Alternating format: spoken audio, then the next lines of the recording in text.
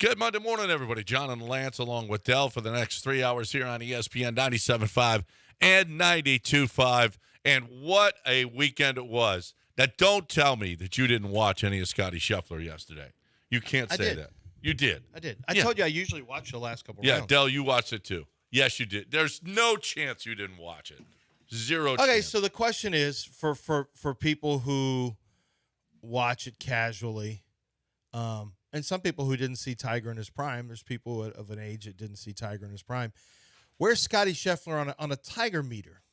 On a Tiger meter, like where he is the biggest difference between he and the field since Tiger. But Tiger had a 10-year run where he was number one in the world, and Tiger lapped the field. Tiger more than lapped the field as far as golf ranking goes, and Scottie's not there. Well, there's a lot of no, not yet. I mean, he can't be. It's impossible. No, but it'll be impossible to tell anyway because the John Rahms and the Cam Smiths and the Brooks Koepkas all left. Yeah, but you still can see the – yeah, but I don't think it is because he still is playing against himself too. Like, how low can he go? How consistent can he be? But it's different when you got somebody on – like Tiger still had Jack Nicklaus, he had, I believe it was 19 second-place finishes, which is incredible. Now, Scottie Scheffler does he have anybody that is pushing him like that? Well, no, but is there a chance that people went to the Live to avoid Scottie Scheffler? That's the real question here. No, they went to get the money. Oh, okay. Yeah. But if Scottie Scheffler's 14 under and wins the tournament and everyone else is 6, I mean, that's saying something. The same course that you're playing on with other professional golfers, that's saying something. So all he can do is, I don't think it's fair that he can never be considered, Well, he'll never be. Nobody's going to be. Liv isn't going to. We're not going to have this structure. This is not going to look like this in 2-3 years. Yeah, no, we'll see. Yeah, you're probably right. I think that there's something's got to be resolved. Although the Saudis have so much money, they just don't care. Well, that's all anyone's talking about is but we've seen American sports for as hard a stance they take is doing the right thing and by golly, golf is ready to just get in bed with the money. Well, they're ready to partner up. Well, and the players we already know have no allegiance to this. Well, all the players in the other sports already have bet. I mean, golf is just trying to catch up. Listen, a regular live event pays $4 million for first place. Scottie Scheffler made 3.6 winning the Masters. Mm-hmm. So it's not even close. And the PGA has been screwing the players for years and years and years, which is why they got away from the lawsuit. They didn't want to open up their books. They didn't want to see the players to see what was really going on. It's not gonna.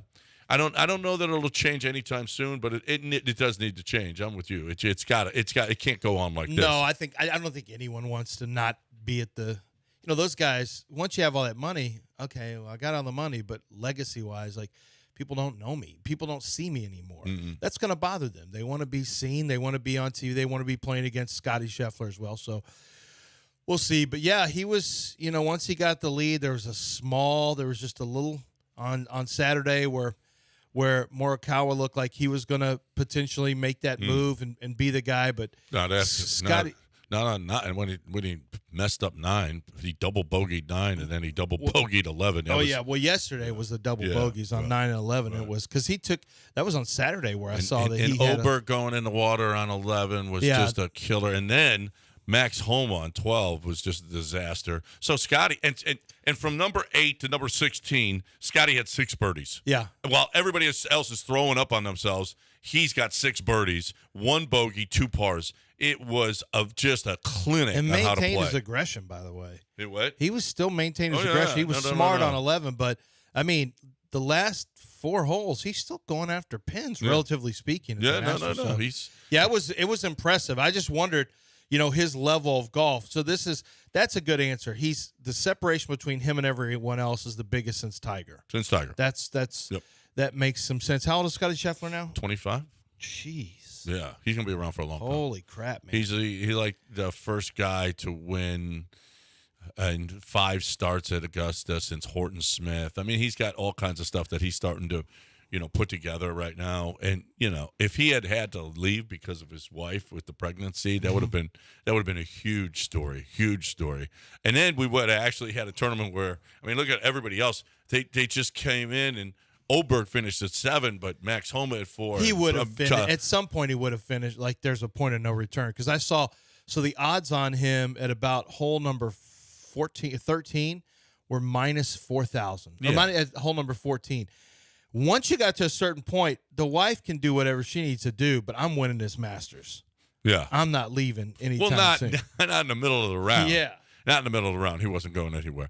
And she held it off. It was good. You know what? You can slow it down. Yeah. They can do medicine. They can do drips to slow it down. Well, and whatever the case. I mean, plus she wanted that 3.6. I can't blame her.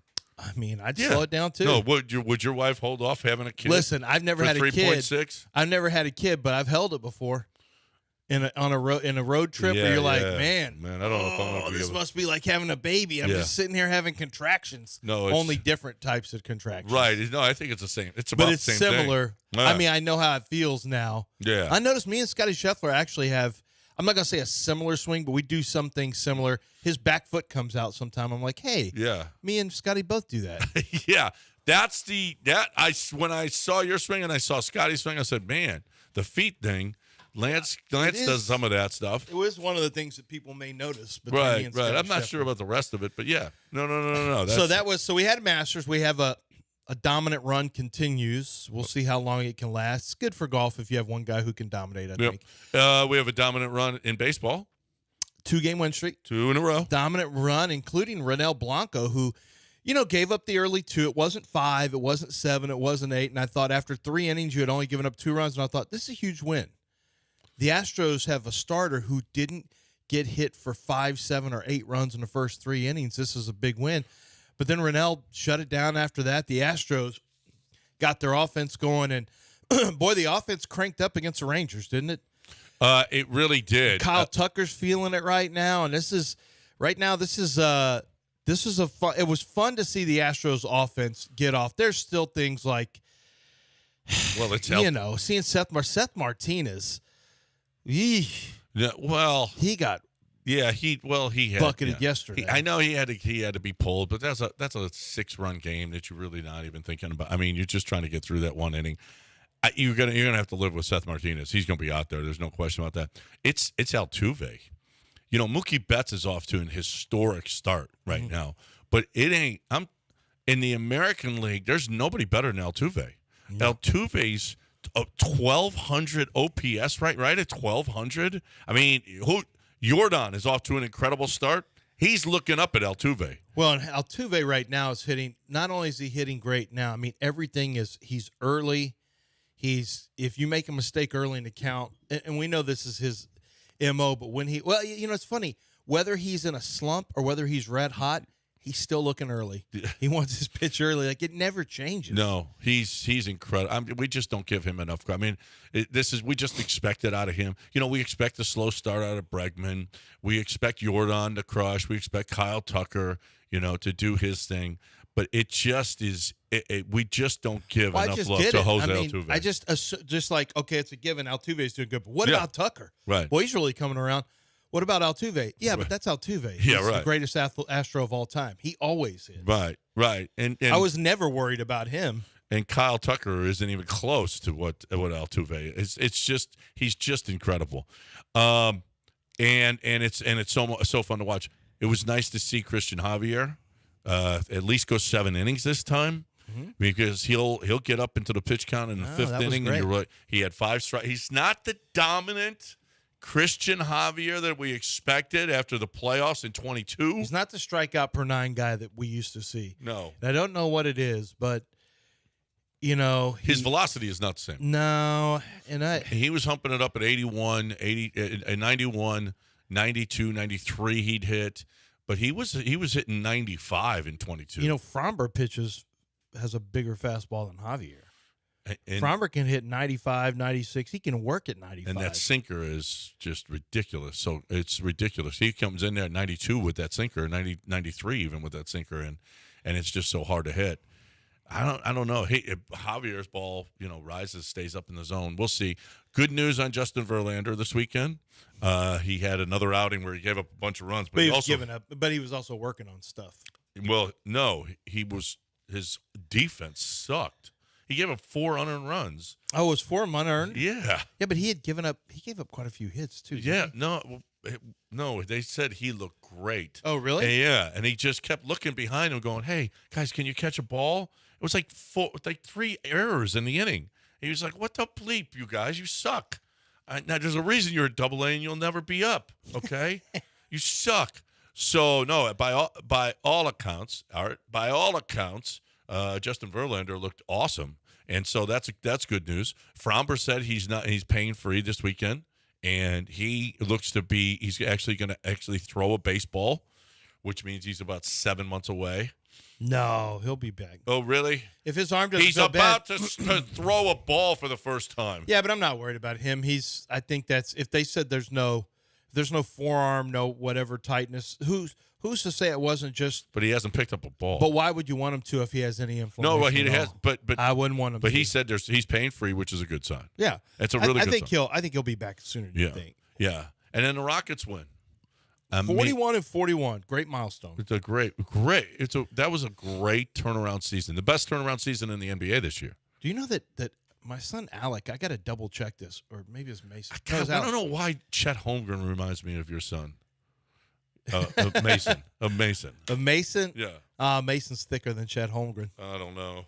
Not much. Chet is really bone thin. Yeah. Alec is way skinnier than Mason, but Alec had this. I said, have you double checked that? He said that since Akeem Olajuwon was drafted in 1984, the Rockets have had 6 losing seasons. Obviously, 41 and 41 is not a losing season. Right. Does that seem possible? In 40 years, 6 losing seasons? That's easily looked up. I mean, I'm gonna look it up. But wouldn't that be incredible if that's the number? If Alec is your source, I'm gonna run with it. He saw it on. I'm gonna run with it. He saw it on Instagram somewhere. If Alec is your source, I mean, did you have multiple sources? Did Snacks? But people retweet. Yeah, because people retweeted or that doesn't mean liked it. They liked whatever the Instagram post was. Oh. Do you think that is an accurate? I could see that. I mean, we've had some.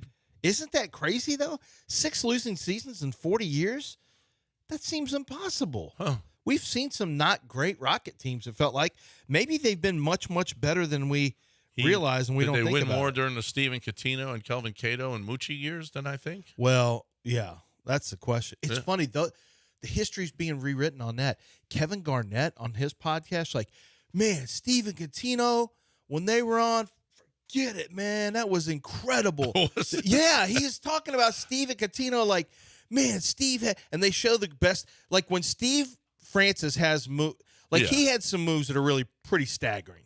They're really incredible. And Coutinho was a good basketball player. I just think he got stuck on a kind of a team that really had no direction. But Kevin Garnett, like, oh, my God, he was remembering fondly the great Steven Coutinho Rockets. Boy, when they got off, you couldn't stop those Rockets. Like, what?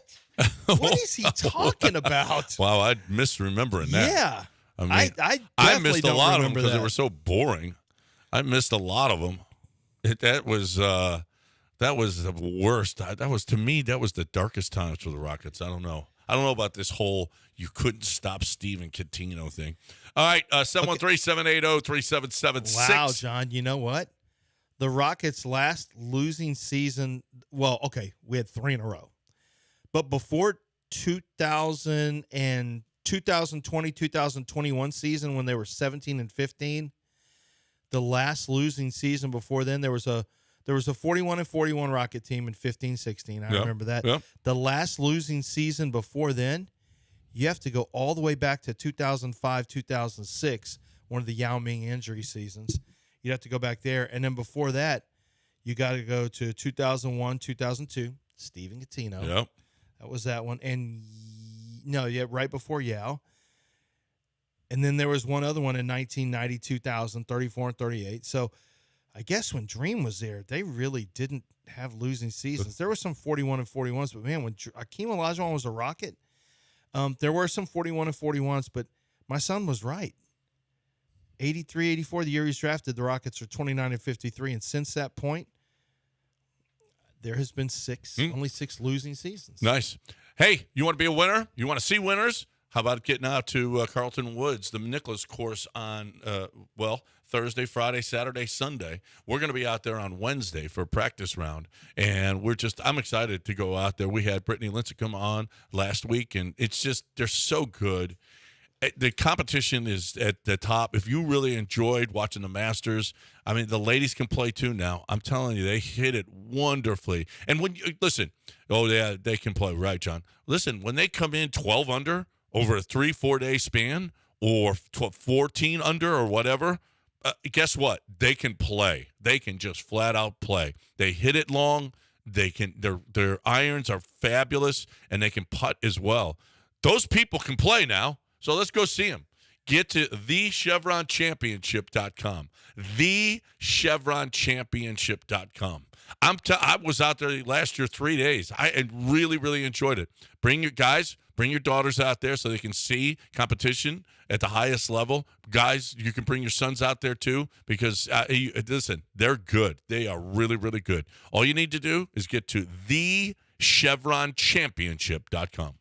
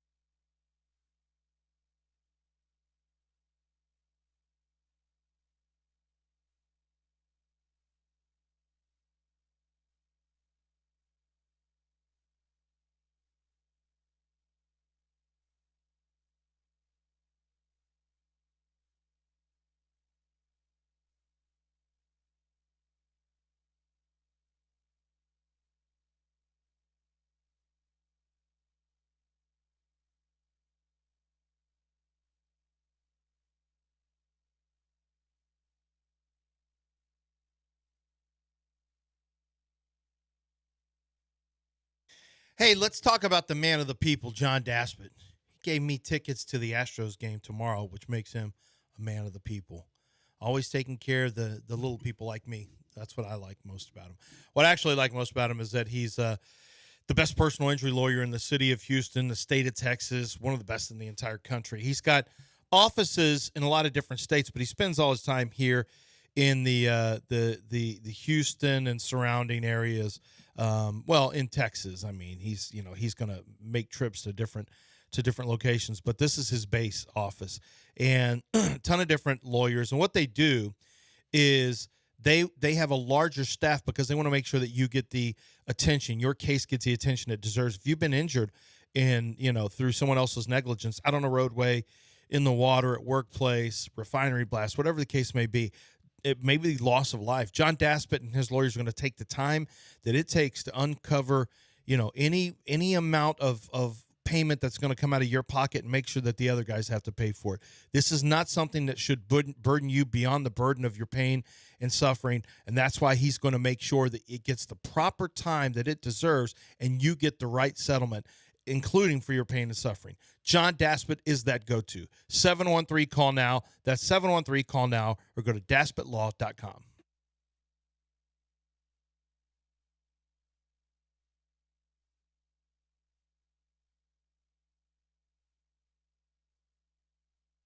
You're listening to Houston's longest-running sports radio morning show. From the Veritex Community Bank Studios, here's John and Lance. All right, welcome back. 713-780-3776. You guys got any thoughts on the big weekend? There's more. There's all kinds of stuff to talk. We're closing in on the NFL draft, too. We're just a couple of weeks away. Where are you going? You're going to be in L.A.? Yep.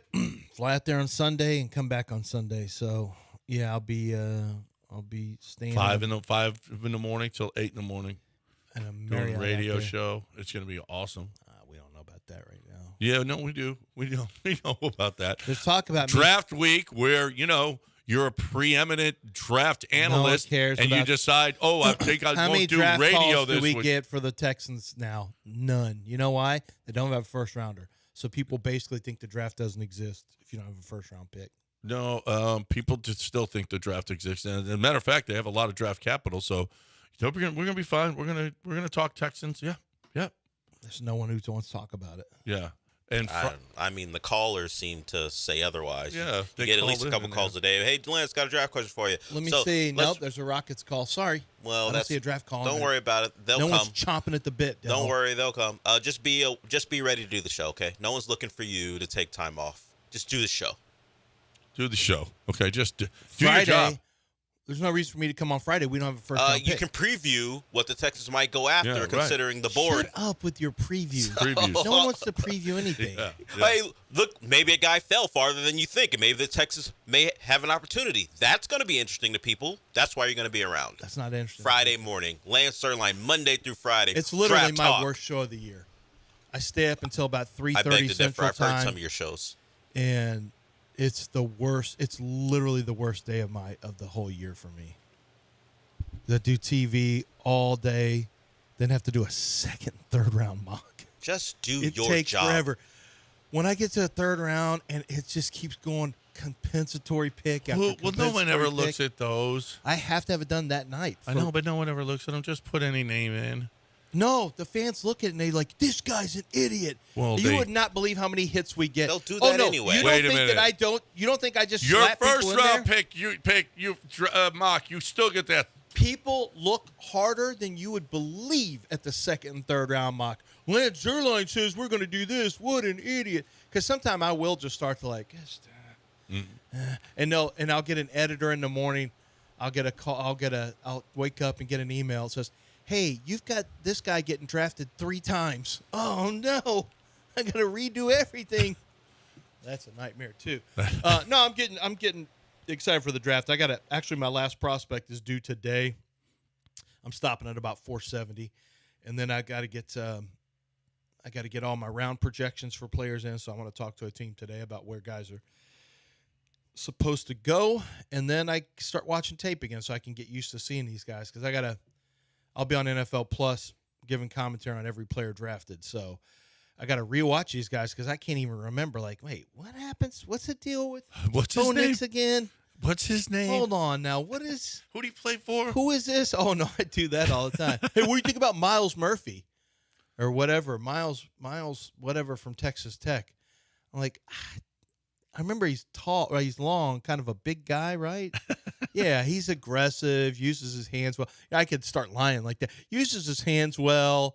Has some good grit at the point of attack. Just made up just stuff. You could just say it.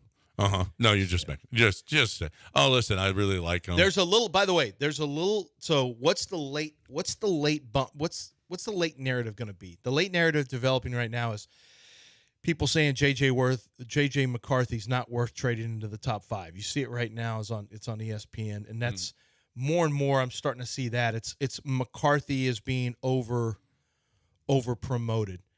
I think the guy that's going to, I don't know, either McCarthy or Drake May is going to fall a little bit. We'll see. I don't think, I don't know if there's going to be quarterback. Yeah, I don't know if it's going to go top 4 like that. It's just, I don't know. It's hard to project Arizona because Monty Austinfort will trade, but at the same time, does he love the wide receivers? Like, I don't know what they're going to do, and I think the one that makes the most sense is Jim Harbaugh trading out. If Monty drafts a wide receiver at 4 for Arizona, then I can see Jim Harbaugh skipping out of there because he needs an offensive tackle and a wide receiver, and he can go get one later. Maybe apparently there's a little bit of a concern for some teams with Brian Thomas injury-wise, so he could slide a little more than people think. It's always interesting to see which teams have a guy off the board and who doesn't. Usually for character, they're kind of the same. If a guy's a bad character guy, he'll like Jermaine Burton out of Alabama. Just God. I said, yeah, but I was talking to a team the other day. I said, we're going over players. Jermaine Burton's wide receiver out of Alabama. And I said, man, is he talented. He's big. He's got talent on tape. He tested great. Like, isn't that going to matter? Because they said, he's kind of a turd. Isn't that going to matter? They said, hold on, let me read you the report we have on him. Guess he ain't going in the top 3 rounds. No. It's just not good. Boom. School hates him. Whoa. Teammates didn't like him. Just like it's bad. So he's going to fall. And then I had another one. He's a bad character guy, Burton. And then there's some other ones. And there's some Peyton Wilson, North Carolina State linebacker, just bad injury medicals. He's not getting drafted in the first, and I doubt he gets drafted in the second. It's just a lot of teams have him off the board for his medicals. He's the one that had this great combine testing, had a lot of tackles and things like that. But you should start finding out that when you start seeing guys fall like this, it's usually going to be either injury or character. And for a guy like, if they've been very, very productive during their career, that means they were probably in pretty good terms with the team and never got in a doghouse. That means there's probably an injury there. And that's what's going to happen with Peyton Wilson. So, all right. We'll see. 713-780-3776 is the number if you want to get in here in about 18 minutes. We got what did you learn this weekend in one sentence? What did you learn this weekend in one sentence? Get it ready. So let's go. If you've got a draft question, Lance is here for you. Even though he hasn't looked at the guys in a while, he'll still be able to handle your questions. I don't know if I'll be able to talk about draft. We've got guys. Rockets, Astros, Masters, and more to talk about next right here on ESPN 97.5 and 92.5. But first, let's right now we're going to talk about, my boys over at TPC Industrial. That's Houston and Archie, experts in the industry. If you are a PVF hose fitting industry guy, if you're building or you got pipelines or there's all kinds of stuff that they can help you with. You need flanges, forged steel couplings, valves, pipes, hoses, all of this stuff that I don't know anything about. All of this stuff. TPC Industrial is here for you. I know these guys. I know that they're really, really good at what they do. I've heard Houston. We're playing golf, and he's on the phone. And yes, sir, we got that. Yes, sir. We'll get that to you, and they get that out, and they're going to get it to you on time at your place where your other supplier can't get it done. If you're having a problem getting any of this stuff, TPC Industrial is here for you. TPCINDL.com. TPCINDL.com, 346-226-3866. If your PVF supplier can't find the part you need, they will at TPC Industrial, TPCINDL.com.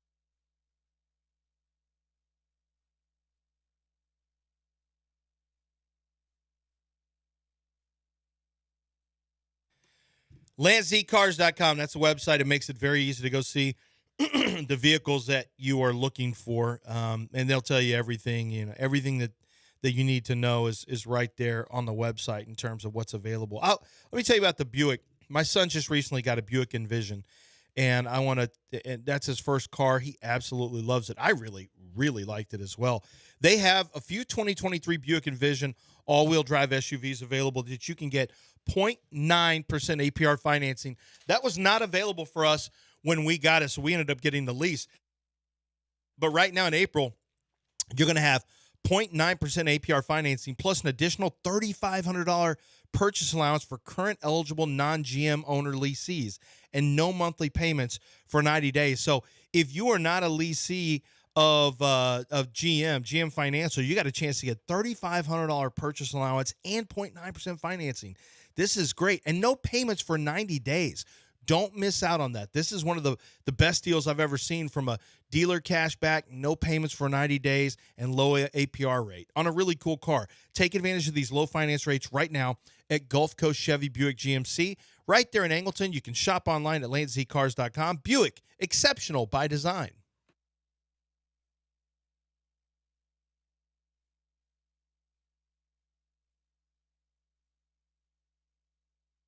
You're back in the Veritex Community Bank Studios with John and Lance. On ESPN 97.5 and 92.5. All right, welcome back here on ESPN 97.5 and 92.5, 713-780-3776. The number. Yeah, did you see Caitlin Clark on Saturday Night Live? I didn't. I saw this. I did see the video. I didn't see it live. Oh, I didn't see it live either, but I Michael saw the Che. video, so Yeah. it's the same thing. Yeah. You saw it. Yeah. She was really good. Really good. Yeah, it's I mean, I didn't realize Michael Shea had taken so many shots at women's basketball. Me either. But do you think so? Here's the thought. So here's what he knew, like he was in on that. Yeah, right? He had to absolutely. Be. He had to. She be. was sitting He there. acted like he wasn't. No, like, well, but I mean, because it would have been better if he hadn't been in on it, but he had to have been in on it. Yeah, he was definitely absolutely. So, I think here's the what we setup- mean by I think the setup is they know that the person is coming, but they're not always sure what's going to be said. Right. There's that possibility. Yeah. It's possible. Yeah. It's possible. Now, Caitlin Clark, for those when she's talking, it seems scripted, but she had an apron that she autographed for Michael She knew Che. he was doing the apron. I mean, it was all scripted. Yeah. Yeah, it was all and she autographed. Well, people who didn't see it, what did he do? What did she do? She presented him with an apron that she had autographed. Because apron, he had said like saying her that number women was should make retired, sandwiches or whatever. Her number was retired by Iowa, which is, they put up an apron, and so she gave him an apron signed. I mean, the whole thing was, but it was good. It was. Hey, listen, I don't care if she's on the set there. She's must watch TV. And she shouted out the WNBAers who came before. This is like, guys, just to make sure we're all on the same team. Oh, and it was a lot of UConn. No, it was a lot of the ones that were critical of her. She went, Diana Taurasi. And like, can y'all not just hammer me now? Please. Can we be friends at all? Hey, I gotta shout out Lynette Woodard. Yeah. Eric3276 on Twitter. The people who are coming after me. Erica, not Eric. Yes, it was. Yes, she's learning though. It was really, really good though. I mean, as soon as I saw that she was on there, I said, I was like, oh, I gotta watch this. That's great stuff. So you can find it on. It's all over Twitter. Let's get Stafford in here. Let's talk about the Rockets. Hey, Stafford. What up, y'all? I did want to talk about the Rockets, but really, we could talk about the draft if that's because the draft is coming up. We can do both. It doesn't matter. Well, my only thing about the Rockets is like the season ended yesterday. How do you rate the Fred VanVleet and Dylan Brooks signings? Because we didn't make the play-in tournament, which I think the play-in tournament is a disgrace. But that's another topic for another day. But we didn't make it.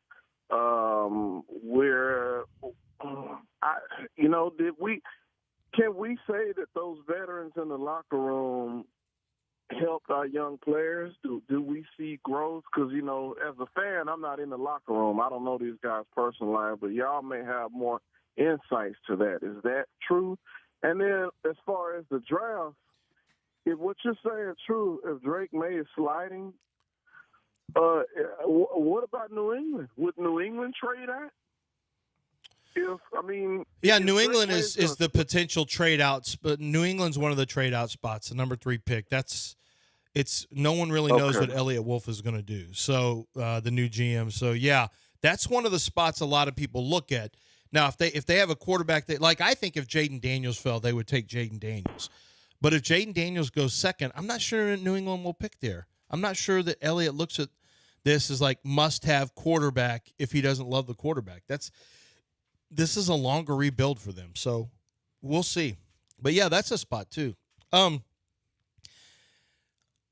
got to go find Brad Doe's. There's I want to play this because there is a. Did you happen to see what Dylan Brooks said? Yeah. First of all, he said Cam had the killer instinct from the get-go. It took Ahmed a little bit longer because he was so quiet. But he got that killer instinct. He said he thought he had that. He said, he thought he brought toughness to the organization, and it was success. And he loves being a Rocket. I mean, I'm gonna send you this audio because it's really. I think it's really good for what he accessed. Well, exactly what you said was the case, and I want to bring that up because what we're talking about is. Stafford said, assess how that went down. Fred VanVleet and Dylan Brooks. I think what Dylan Brooks told you, that the Rockets are a tougher team. Yep. We've seen it. They've got a chip on their shoulder, and I think that comes from one guy. I mean, I think that comes from, well, that's not true. I think Dylan Brooks and Ime probably both do a lot of it. But think about this, John. I think Dylan did his job in that regard, and then Fred VanVleet may have done his job in terms of getting some guys to turn the corner responsibility-wise, accountability-wise, maybe see the game differently. I think in year one, they went from, 22 wins to 41 wins? Yeah, I think year one was a success with Dylan Brooks and Fred VanVleet. Yes, very successful. So. It's less about points per game, although Fred really came on, and I think it's more about how do you approach the game of basketball, off the court and on the court. And I don't know. I mean, we're not close enough to truly know, but the results are there in the win-loss column. And I think it was good. Now, you're done with Fred VanVleet after 2 years if you want. So that heavy price tag that he's got, he's an extension of Ime Udoka. There's no question. The way they listen to him on the bench, I mean, they focus. They pay attention to what Fred VanVleet says. So I'm, I mean, if it were a full 3-year deal, that was a little much. But the Rockets have the option. I think it's a mutual option or maybe team, but the Rockets can get out of Fred VanVleet after next year if they want, and I think they're going to have to because of the contracts they're going to have to give out. But Fred VanVleet was a very important part, and I think Dylan Brooks. It goes without saying, Dylan Brooks taking up for teammates, things like that. The Rockets have some edge. And there's nothing wrong with playing edge as long as you don't, let it turn into Dylan Brooks in Memphis or Draymond Green always. Mm-hmm. Between him or Rodman, too. Rodman got to where it was worked against him. Between Dylan Brooks and Amen Thompson and Fred, your perimeter defense is so much better than it has been. You got to work it out with what's going to happen with Alpi. You got to work out what's going to happen with Jalen. Jalen needed 41 points yesterday to reach 20 points per game this season. He's a 19-point game guy. He's either a 35 or an 11 points per game guy, and he's got to get. But he's remarkably consistently inconsistent. You look at it like he'll have a 12-game run of averaging 14 points, and then he'll have a 6-game run of 35, and then he'll have an 11-game run of 14 points and another 7-game run of 35. There are some things that just kick in for him at certain times that are incredible, but then the other times you can't be this inconsistent. You can't be. It'll be an interesting offseason if we see what the Rockets do. I don't know that much has changed. If they wanted to trade him at midseason, I know that he went on that run, but then he finished and then he went into a lull again. And you're wondering, well, where'd that guy go that was so good? At the end of the season, he was just average again. Yeah, it's really going to be interesting to see what Ime Udoka on his exit interview, how that goes with the players.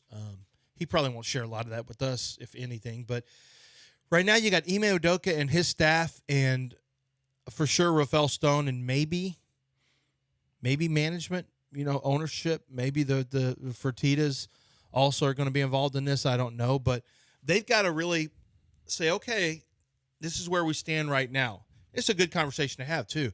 All right, this is where we stand. We got better as a team defensively. We're not where we need to be, but we're headed in the right direction. I think we're a much tougher team than we used to be.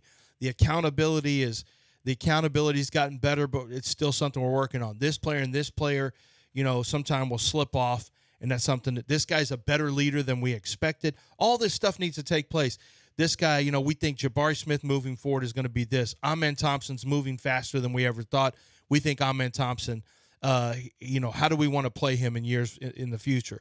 And then the two biggest question marks are going to be, what do you do with Jalen this offseason? And how do you view Cam Whitmore? Whitmore was sensational here at the end of the last couple games. Just sensational. He's got a lot of attitude. I think he's going to be a villain with a lot of teams, the way he operates. I think he's going to be a handful for the Rockets too. I really, if I had to make a prediction, I think that Cam Whitmore is going to be, he's not going to be like Amen Thompson and Jabari Smith. He's going to be a big handful because I think what makes him kind of special on the court, that competitiveness, but also that he's got a little bit of prick in him. I think that's gonna potentially be an issue for the team from time to time. So we'll see if it's manageable or not. But man, he can play ball now. Yeah, he can. Cam Whitmore can play basketball. He really. Where he fits in the future is going to be really interesting. All right, we're going to break it. What did you learn this weekend in one sentence? That's coming up next, right here. What did you learn? You learned something. It doesn't have to be about sports. It could be about anything. What did you learn this weekend? You have one sentence to tell us. 713-780-3776. As soon as somebody gets off, you can get in. 713-780-3776. We got two lines open right now. You got Zadok Jewelers to talk about. And I love talking about Zadok Jewelers. I love talking about their luxury watches, their lifestyle watches is what they call them. And Zadok Jewelers, they've been here in Houston for over 4 decades. They're a very trusted name, and they're the best in Houston. People come from around the state of Texas to come get their exclusive timepieces. People who are into the watch game love Zadok Jewelers because Zadok has exclusive watches you can't get anywhere else. They're a boutique watch carrier for many of the biggest names in there. They've got entire carve-outs.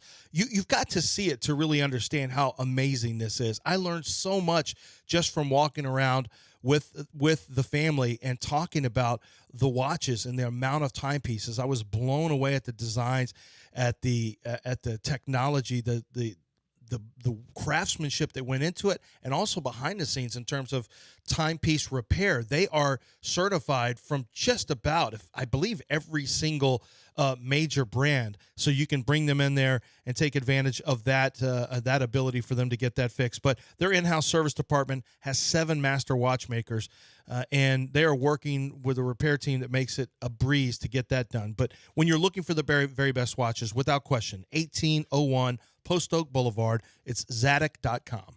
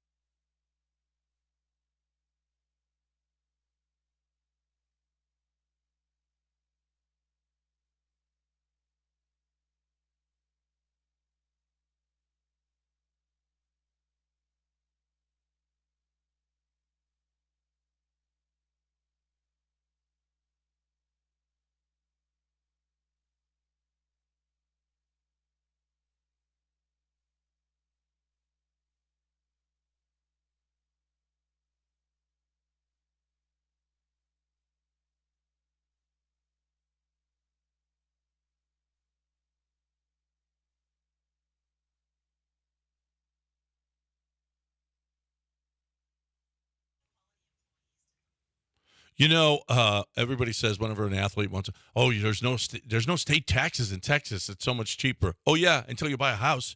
When you buy a house, they get you with the property taxes, okay? And if you don't pay attention to this, 1 year I didn't pay attention to it. I just went, oh, okay, whatever. Boy, they jack up the market value of your home. There's a difference. There's appraised value. There's market value. Man, oh, man, oh, man. The government is going to try to get as much as they possibly can from you, and it really costs. If you've ever tried to do it yourself and fight the government on your property taxes, it ain't easy. You know who does this? Ownwell. 86% of Ownwell's customers save on their property taxes.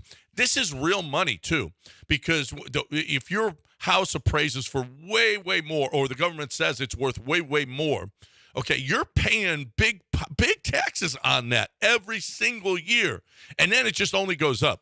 So let Ownwell take care of this. Local tax experts, everything from start to finish. It delivers top results, an average savings of $1,148, okay, per year.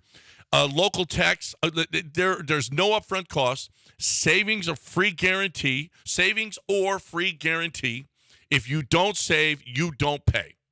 Save money on your property taxes with Ownwell. Sign up in less than 3 minutes and start your protest today at ownwell.com. That's OWNWELL.com.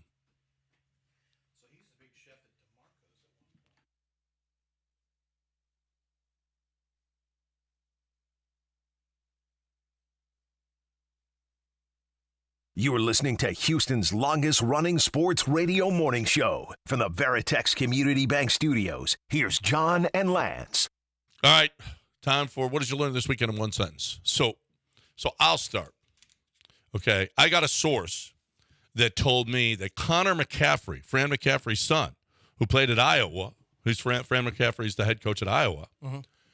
Connor McCaffrey, who's Caitlin Clark's boyfriend, took a job with the Indiana Pacers, which means that more than likely the Indiana WNBA, the Lynx or Sparks or whatever they're called, Fever, is probably going to. I'm going to put it out there. I think they're going to take Caitlin Clark. Wow, this is huge if true.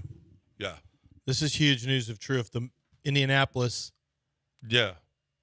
Bullets are going to the fever, he says. Okay. Well, no one knows, but okay. That's huge if true. Huge news if true. You say no one knows. I know. I just told you. Yeah. I learned. So how about that inside information I just gave you? It's not great. I learned that the UFC 300 card went as long as any card I've ever seen in combat sports. And that was with a first-round knockout with the last fight. Okay. That was your one sentence. It was long. But man, oh, man. It was good. Max Holloway? Holy crap. That punch? Wow. And that's against Gaethje. It was a pretty good scrap the whole fight, although Max just clearly outboxed him. But, man, when he called him to the middle of the ring for the last 10 seconds, and Gaethje's not going to say no, right. Even though Gaethje had his nose broken by a reverse kick.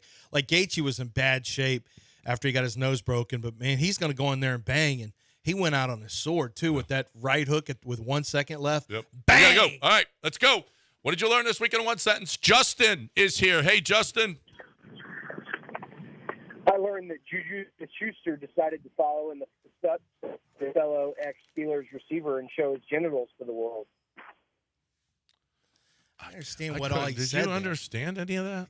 Kind of I mumbled a little get bit. the gist of it. Apparently, Juju Smith-Schuster showed his stuff on the internet. Oh, he did? Yeah, I don't know if it's a Drake move. I don't know if it's a leak or he did it on purpose. I don't know. I didn't investigate, oddly enough. Proud of the guys, huh? Good. Yeah, apparently. Whatever.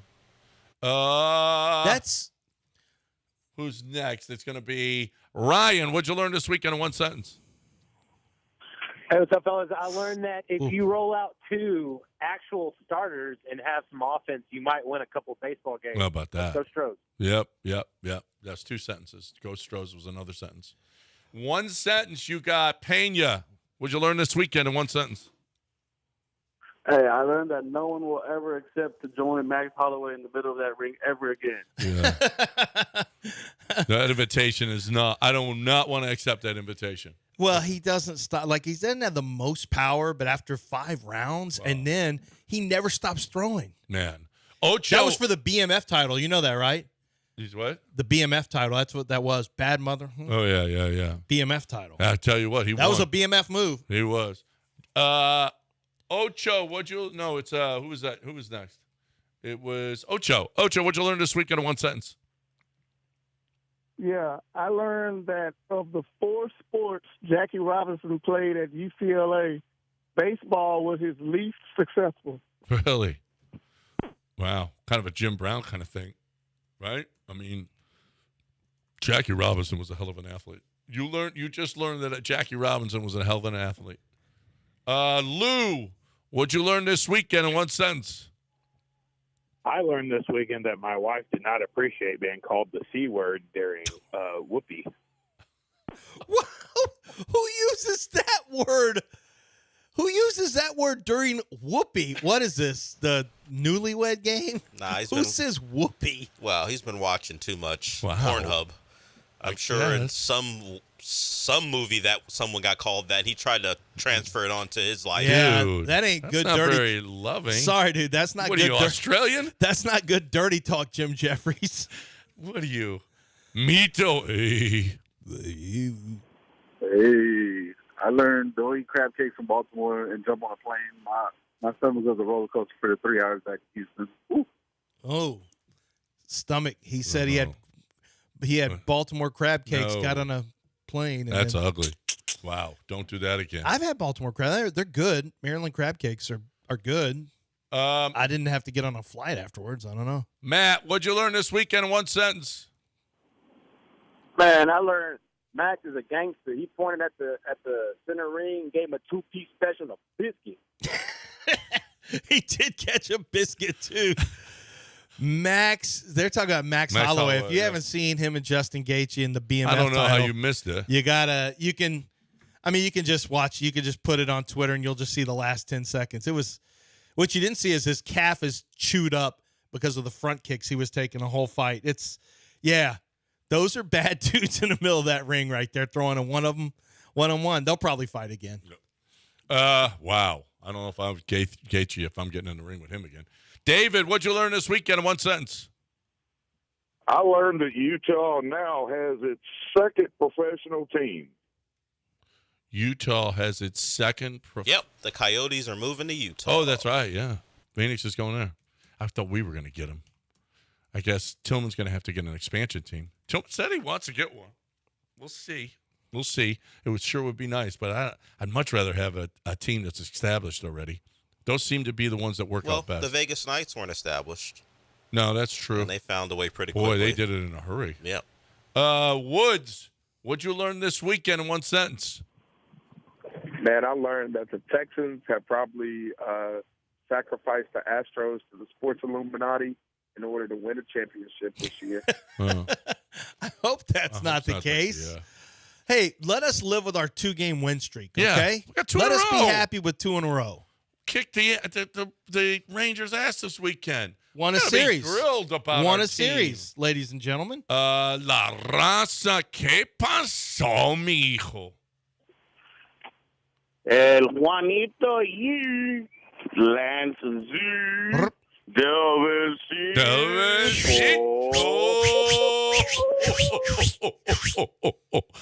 Gentlemen, good morning. Para tres. Balloon.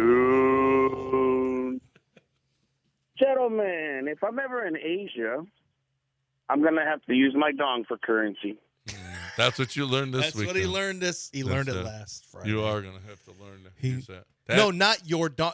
No. Well, yes, your currency will be dong. Only in Vietnam. Yeah, you Vietnam. can't just use that everywhere in Asia as currency. Right. No, dong is their currency. It's called dong. Yes, in Vietnam. Mm-hmm. Vietnam. He just can't travel around Asia using but dong Do as you know? currency. Is How it, much? I think Brazil. What is it? In Brazil is cook. Like not cuck, cuck, but it's cook. Oh, right. Like cuc. I think that's in Brazil. So there's cucks, and there's dongs, and there's all kinds of stuff going on in the world. How much dong can you take? You mean to Vietnam? Yeah. As much as you can carry, I think. Unlimited. Ben, what'd you learn? Oh, Ben left. Tom, what'd you learn this weekend in one sentence? Morning, gentlemen. I learned that there are some guys out there that think a good way to try to win your ex-girlfriend back is to volunteer the names of all the women you slept with since they've broken up. Tom just plays in a different league. Yeah, he does. Tom probably shouldn't. That's dirty pool. It's dirty pool, but still, Tom doesn't play by your rules. No. He doesn't play by my rules. The streets have Tom. Tom is from the streets. Tom is out there Tom playing. belongs to the streets. Tom okay? is out there playing, okay? Tom ain't fooling around. He's playing. Mark, finish us up strong. What'd you learn this week in one sentence? I learned that pimento cheese sandwich at the Masters is on par. See? How about that? On par. On par. It's on well fire. done. It's the greatest sandwich ever. Did you guys get... You know, Damaris, I learned this weekend, too, that Damaris had a cheese chopped beef sandwich. Ooh, that's delicious. Yeah. It was really good. I've had a grilled pimento cheese with bacon, and it's the biggest fire you'd ever. Yeah, Fantastic. it's not even. No, pimento cheese is highly sourdough bread. It's forget about it. Pimento cheese is highly, highly underrated. We need more pimento cheese in our life. We learned that. We learned that for sure. Nice job once again. What did you learn this weekend in one sentence? Y'all did a great job. I learned Joey Loperfido needs to come up. That is something that we could talk about. 10 home runs in 13 games. We'll talk about our first baseman of the future. When we come back. Next, right here on ESPN 97.5 and Joey, hey! Don't tell me that we can't do some Italian stuff with Joey Loperfido unless he's Latin. Yeah. Sometimes they'll fool you with the Latin American thing. No, we ain't doing that. Well, he's going to be Joey Loperfido. There's no question he's going to be. He looks like a working man's first baseman, too. What about Doc Manavis? Okay. She's a working woman in this city, and what she's doing is she's eliminating enlarged prostates in the best process that you can have with an IV. I mean, the process before was that you were going to get surgery. They were going, oh my God, you don't even want to, they were going to put a blade in you and then open it up and cut your prostate. What it is now is just, and that you don't like where they're going to put it up there either. You just don't like it, I'm telling you. What it is now is just an IV. So you put the IV in the groin area. That's the extent of the pain, and you sit there for about 45 minutes, and then you don't have an enlarged prostate anymore. You're not getting up in the middle of the night. You're not peeing. Start. You can start and you can stop. It's dangerous to have an enlarged prostate. So if you do have one, you need Doc Manavis. Oh, by the way, if you've got vein issues as well, she's there for you too. If you're looking for a great way, the only way to get out of this enlarged prostate thing, or get your veins opened up again, 975prostate.com, 975prostate.com.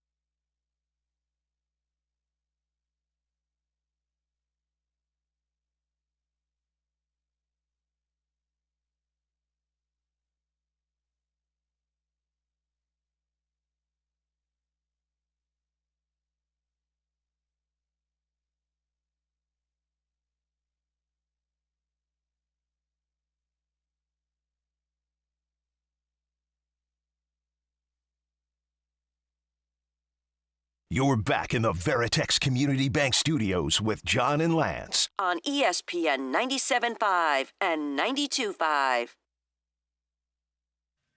Our old producer, the good one, RJ, says, what about LeBron for Cam and Jalen?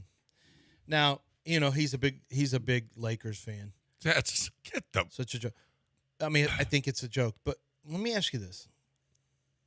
That's something that would intrigue you? No, it would not intrigue me at all. Why not?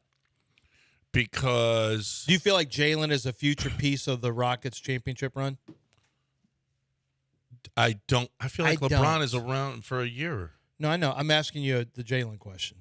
Jalen, I do not feel Jalen. No, but you can get better than LeBron. But you can. Well, you can get more. I don't know if you get better in the short term. You'll get somebody who lasts longer. Yes. Yes.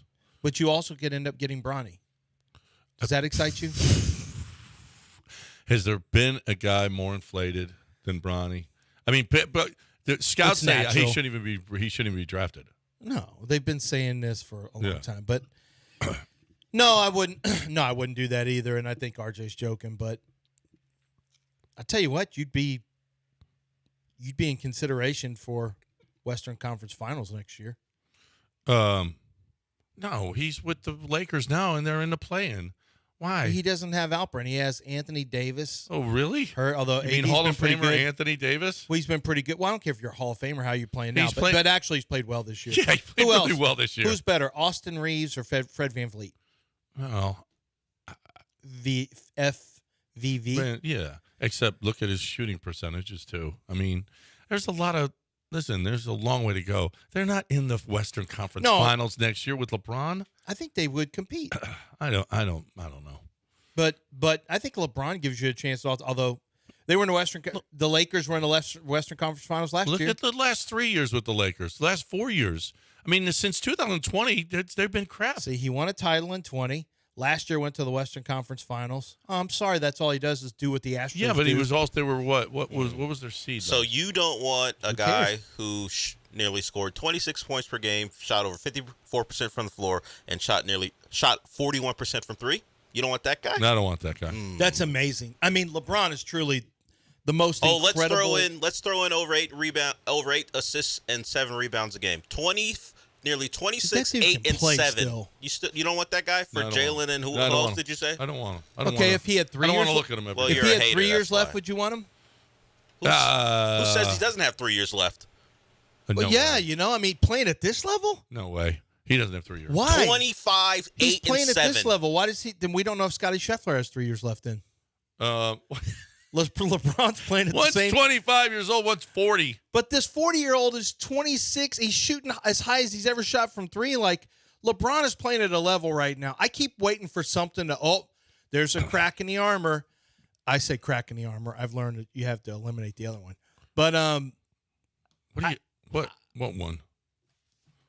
No. Oh, Lance just hurt himself sitting down. He just hurt himself sitting down. Did you bang your elbow or something? No. I squeezed my... What's wrong? He's just shaking his hand. His pinky. Damn it. Anyway, what I was saying.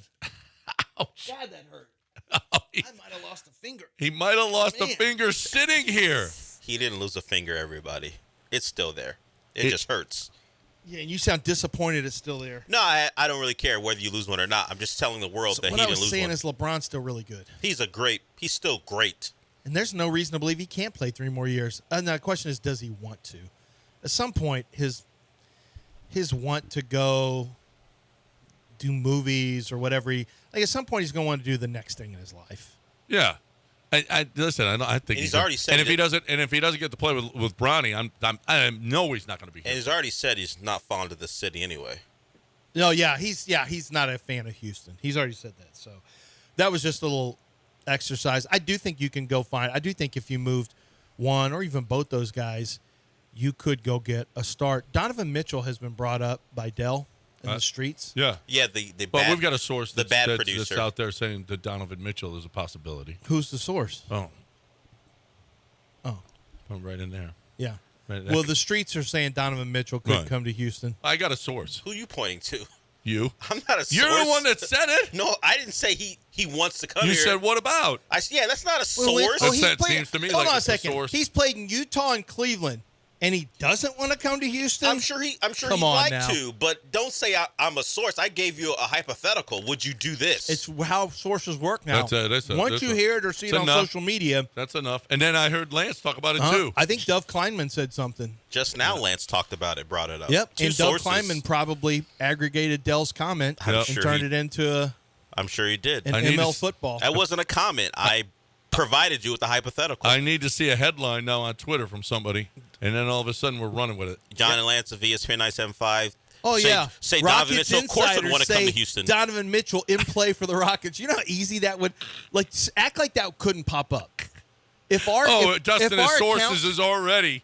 If our account, the ESPN 97.5 account, tweeted this conversation out, it could easily turn into Rocket insiders believe Donovan Mitchell is in play. Right. That's what it would turn into. Yeah. Just with us joking about Dell being a source. Right. And then once that happens, then people are talking about that. And it's like, no, that's not an actual real thing. No, but I wish it was. I wouldn't mind Donovan Mitchell at all, would you? Well, if you're hoping for that, hope for a flame out against the Magic in round one. That'll help. Well, he's probably going to go anyway, but that would help to cause an early flame out against the Magic. Yep. And the playoffs are set. What's the most intriguing matchup? Dallas and the Clippers. Yeah, at least in my eyes. Yeah. I agree. How about Minnesota and Phoenix? Minnesota has not handled Phoenix. Phoenix, for all the struggles, when they play Minnesota, they put it on them. I don't know what that is, and you saw Minnesota had everything to play for, had a chance at the number one seed, and got smacked around. And you know what their gift was for getting smacked around? You get to see the same team again, a team who's handled you throughout the regular season. So, and Denver ends up the second seed. Is that going to play at all with Oklahoma City? Do those two get to the finals? The problem we talk about the Lakers and what they aren't and what they are. The Lakers probably they're not going to do it because they might have to see Golden State in the second game. They have an incentive to throw the 7-8 matchup because they're much better against OKC than they are against Denver. They lost every game to Denver this year.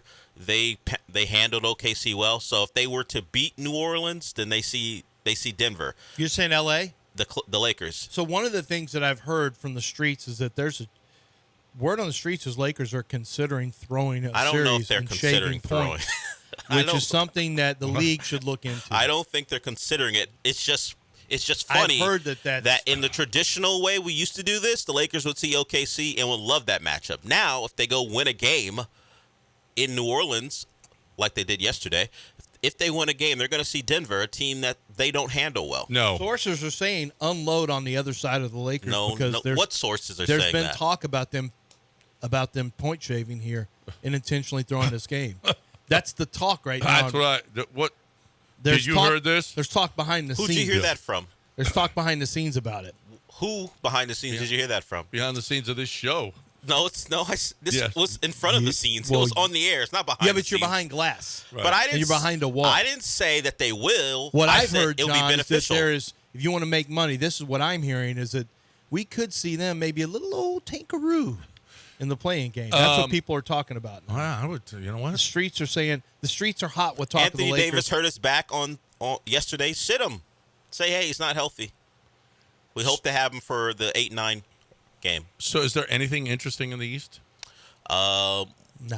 Well, I mean, It's bad the Celtics tour de force. We'll see. How the Bucks have fallen apart, and Doc Rivers has done nothing to help them. They're worse with him, much worse. They're a 500 team with him.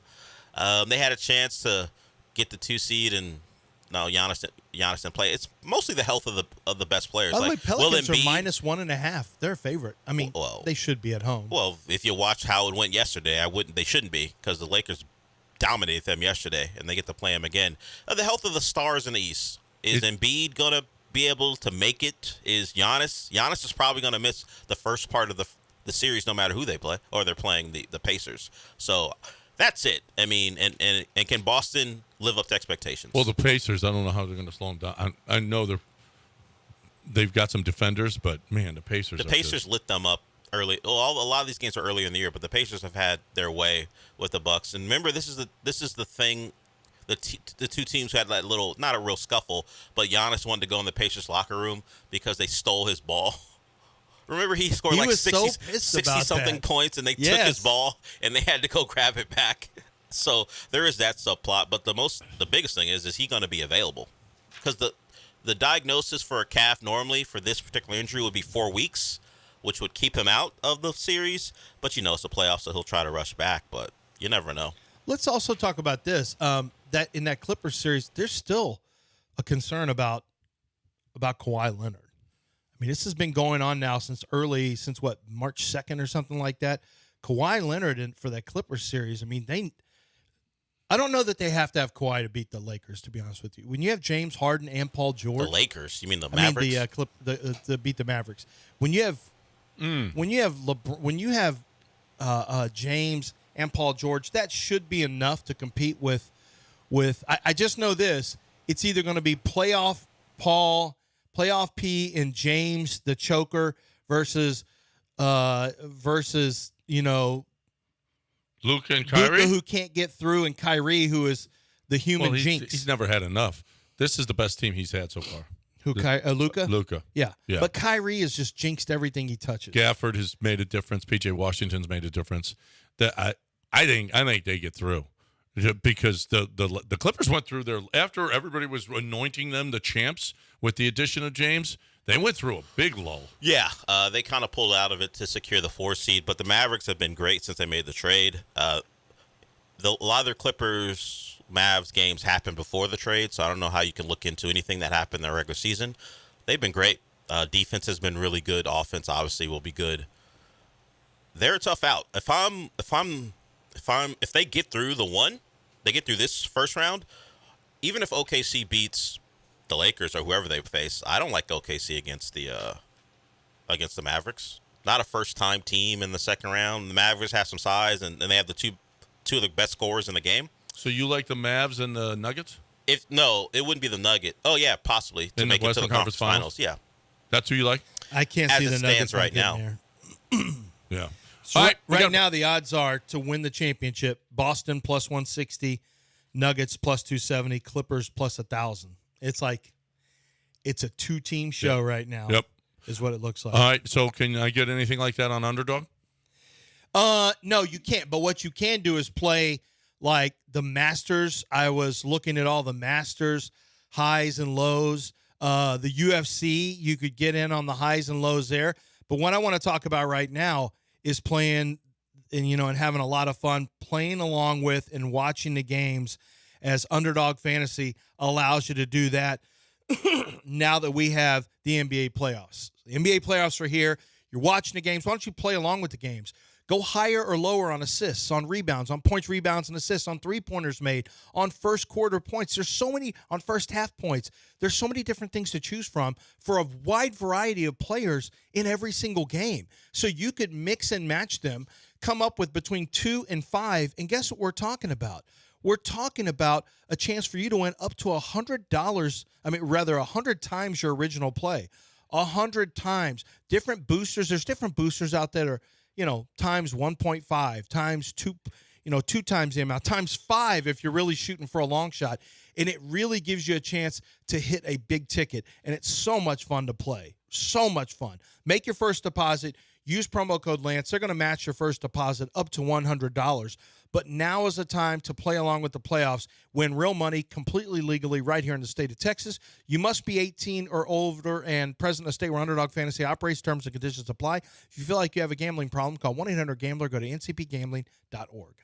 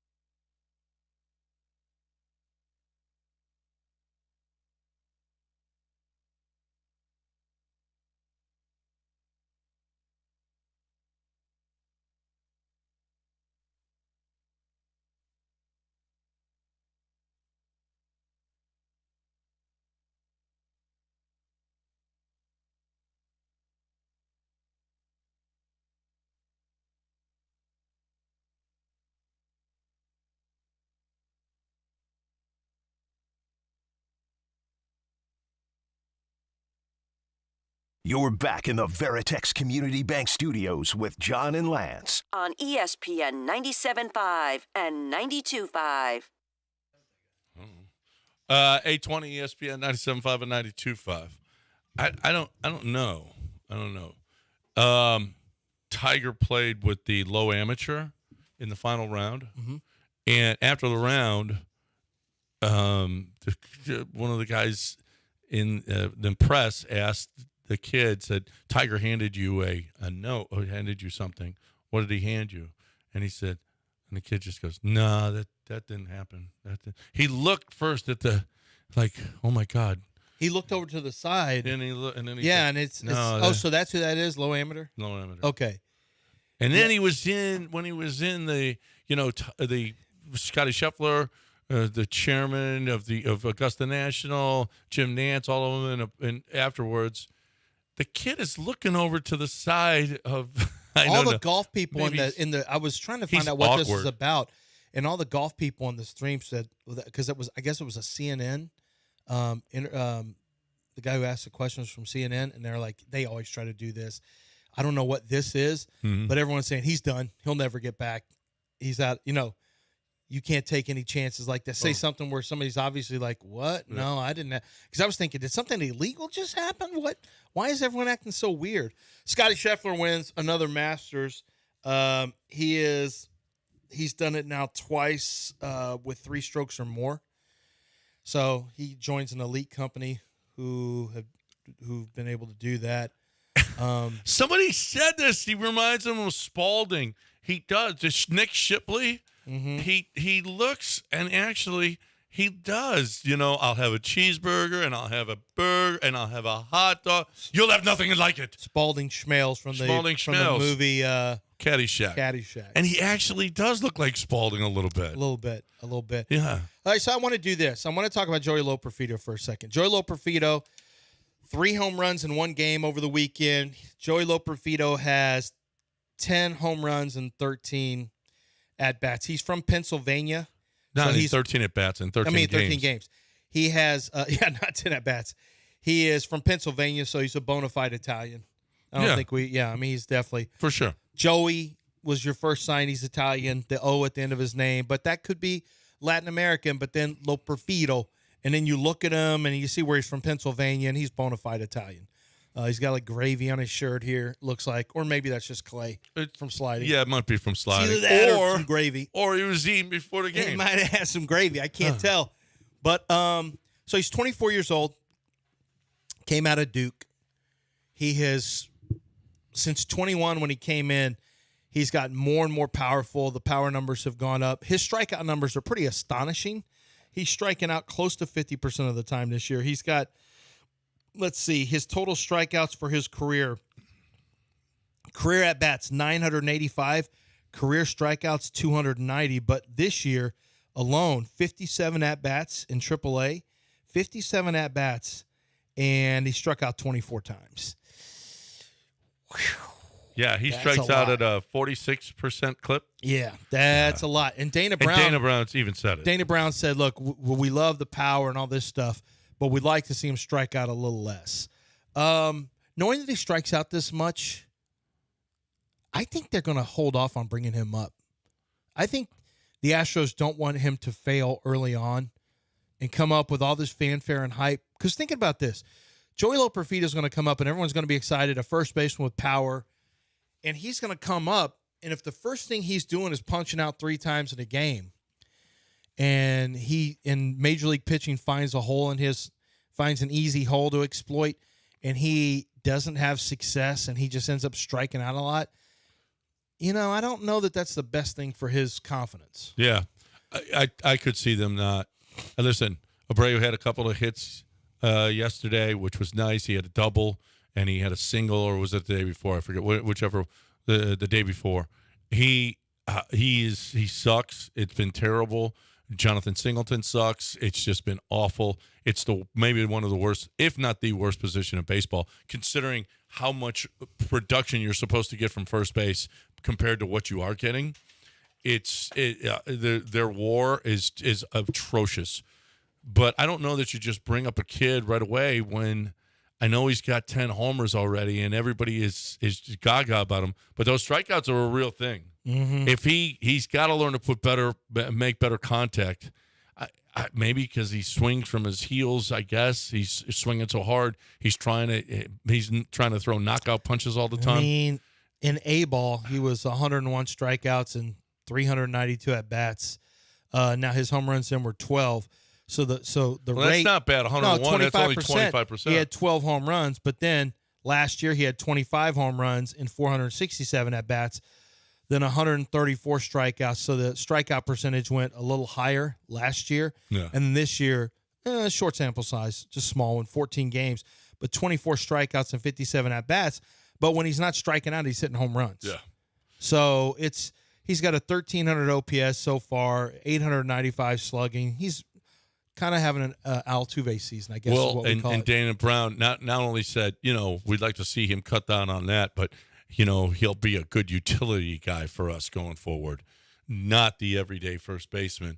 When you got a Jose Abreu on your team, yeah, you don't want to you can't not mess take with advantage that. of him. You can't mess with that. That is really a hole in that. Holy crap, that's a Maldonado. He's a Maldonado hole right now. Joey Loperfido has played center field, left field. He's got some games started at second base. I mean, he's 6'3", 220, but he's got second base starts. He's got first base starts. He's got left field starts, center field. He's got plenty of center field starts. Yeah. He could end up being a full-time outfielder for you. Well, if Jake doesn't work out, we'll see. You see Mauricio Dubon now when he's actually playing a lot more. He had to play third base this weekend because of Bregman, and he just comes up with big hits after big hits. That seventh inning on Saturday was awesome. That was Astros baseball. Really believe in him. And before that, they were like 1 for 11 with runners in scoring position? Right. And then in that seventh inning, they just went off. That's Astros baseball. That's more what we used to. And Mauricio Dubon was in the middle of it. You just don't get it. Give Mauricio Dubon some more at-bats. 713-780-3776, the number. Oh, actually, we have Ship Talk coming up next right here on ESPN 97.5 and 92.5. Ship Talk is coming your way next. Don't go anywhere. Right now, you got QC Kinetics. QC Kinetics is, you hear the commercials all the time with former athletes who, Emmett Smith, I know, Bobby Carpenter, they have had a lot of success. I talked to Bobby Carpenter on his radio show a couple years ago about QC Kinetics. Well, we were talking about draft, and then I brought up QC Kinetics because I hear him. My wife's a big success story there, and that was one. She goes out and runs a couple times a week, and she plans on eventually running the London Marathon, and this is something we never thought would be possible. She had bone-on-bone knee issue. Now, that's about as severe as it gets, really, when it comes to QC Kinetics, and yet they worked with her, ended up going to stem cells there with her, had success with that, added mobility, reduced inflammation. But, for you, that's probably not going to be the case. You'll probably be able to work with them and find the body's healing power. They use that. They concentrate it. They put it back into the joints. So people who are having inflammation of the joints, which is causing the chronic pain, they're going to repair that so that regenerative medicine starts to kick in and restore damaged tissue, repairs damaged tissue. This is a great opportunity for you to get rid of that chronic pain and find yourself again. Get out there and enjoy life outdoors. Once again, be active with QC Kinetics. Truly miracle workers. There's 4 locations here around Houston, and they want you to set up your free consultation by going to the website qckinetics.com. That's qckinetics.com.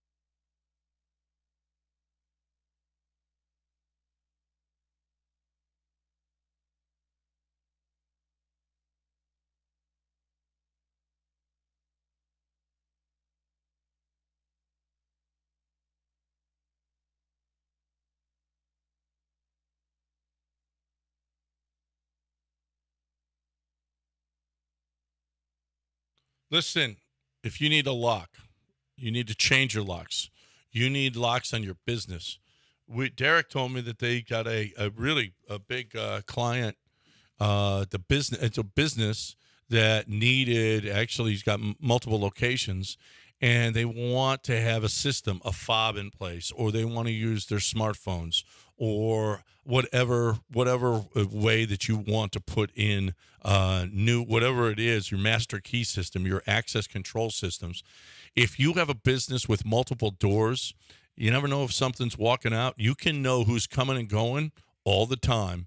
And Houston Safe and Lock is the company to go to. They've got the best way. You need to change your locks at home. They got the Medico, which is about as safe as it gets in the industry, because you can't duplicate one of their keys. They have all of the information. They have experts in the safe and lock department. Doesn't matter what it is with your locks. No job too big, too small. Key cards, fobs, PIN codes, smart device credentials, whatever it is, they've got it. Westheimer in the Beltway or on I-10 at Wirt. If you're looking for any kind of key system or safe, 713-522-5555. Tell Derek you heard it right here.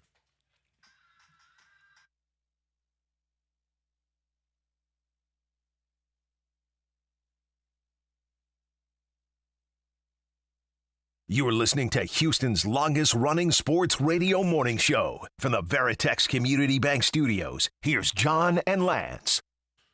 All right, welcome back. 8:33, time for Ship Talk. Is Zach Johnson in this? Oh, my goodness. Who's that? He's a little wuss, isn't he? No, he's gotten... Who's disliked more, Zach Johnson or Patrick Reed? Zach Johnson right now. Wow. Zach Johnson is really, really... It's ugly with Zach Johnson. What's going on with Zach Johnson? But go ahead, Del. What you got? Well, the Rockets are 41-41, and they played a couple not so memorable games over the weekend, but they did sweep the weekend. But the biggest thing that happened yesterday was Boban. Boban's a former Clipper. Boban goes to the line in the fourth quarter. The game was somewhat still in doubt. The Rockets are only up 8. He missed the first. And then Boban does something, because he's actually a man of the people, to electrify that L.A. crowd. Fans are getting excited here. There might potentially be some free chicken on the board if he misses the second free throw. Oh, man, free chicken on the board. Yeah, so that's why the fans are getting a little frothy. Oh, they're pointing to you. Boban's playing with the crowd, saying, you want chicken? Here's your job. No, he gave him chicken. He's a man of the people. He's a man of the people. He did that on purpose? He did. He gave out free chicken. So there's a promotion that if the opposing team misses 2 free throws in a row, well, at the line, in the same instance, that the fans get free Chick-fil-A. So Boban, after missing the first, noticed the uproar and decided, you know what? I'm going to give you guys free chicken. And he missed a second on purpose, and the Clippers crowd gets free chicken. I got you. He's pointing to the crowd. He's shaking his head up and down like Boban for being not. I want to take it back. He's not. I think it got so. If you missed it, I said he kind of had monsterish features, and it got blown out of proportion. That I said he looks like a monster, or that he is a monster, like something from the Goonies or whatever. But Boban is he okay? Is Boban a mascot? Yes, he is. He's the guy who gets things off the high shelves in commercials. He's got more commercials right now than any other Rocket. Nobody has. Are you in a John Wick movie? Huh? Were you in a John Wick movie? No, like not Boban in a John was. Wick movie. Show some Who was respect. in a John Wick movie? Boban. I don't watch John Wick movies. Yes. So Boban's been in movies. He's in multiple commercials. What does Jalen Green have? Fingernail polish. Well, he's been in. What does Alperin have? Nothing. Well, they're. I don't know. In Turkey, nothing. he might have. And Boban's been around a long time. Boban has this in this country. Well, I know, but Alperin. But in Boban's Turkey, he's a Who would people superstar. rather watch play 10 minutes in a game? Boban. The kids. Boban or Alperin? Did you see the Sengun? guy who in the comments said, "Oh, I guess he doesn't want to win. He's missing free throws in a game." I'm sure someone did feel that Yeah. way. What a. Oh now they were up 8. They were up 8. I mean, but the game was still in doubt. 4:44. Yeah, there's still time left, but it was a meaningless game, which the Rockets went on to win. But this is why he is a man of the people. He missed on purpose. Unlike John. What is he? You sitting in Diamond Club doesn't get anyone else free cocktail. There are people in Diamond Club too. But you're a man of the people. I am a man of the people. I sit with the people. I love the basically people. Gave people chicken. What did you do? Oh, I bring people. Did I ever give you Sugo? Yeah. Did I give you free reign coffee? But yeah. What about? That's true. I have nothing else to say. You have nothing to say. I have nothing else to say. You too. I brought you food. I don't remember getting any free reign coffee. Yeah, well, you don't drink. You don't drink coffee because you're Mormon. You don't. Yeah. I'm not more. Oh, so I soak. You're kind of Mormon. You don't drink. You don't drink coffee or alcohol. But I don't soak. He brought it to the show. Ship talk. You can't call me Mormon if I don't do that. Okay, ship talk. Let's go. Well, there you go. Now everything you associate now with Mormons because of him. Is yes. That. Yes. I just saw it on Brigham Young. on a TikTok. Not Brigham Young. I didn't know it was a thing, and when I saw it was a thing, I had to go look into it. I don't think about magic underwear. I don't think about Brigham Young. I don't think about Provo. I just think about what you brought to the show. Yeah, well. Now we're going to move on to something you guys talked about earlier. Caitlin Clark was on SNL. It's not the whole thing. I did a bit of a supercut to get what I think are some of the best parts. Here's Caitlin Clark and Michael Che interacting. But I did write some jokes, and it would mean a lot to me if you read some of them. Just right over there on the cards. Well, the Indiana Fever have the first pick in this Monday's draft. A reminder that Indiana Fever is a WNBA team and not what Michael Che gave to dozens of women at Purdue University. See, now that's a good joke about women's sports. Try another one. You really wrote these yourself? Yeah. Netflix's top new show is Ripley, featuring an eerie, unsettling performance by actor Andrew Scott. Critics say it's the hardest thing to watch on Netflix since Michael Che's special Shame the Devil. I like that one. There's more. This year, Caitlin Clark broke the record for three-pointers in a single season, and I have 3 pointers for Michael Che. 1B, 2 funnier, 3 dumbass.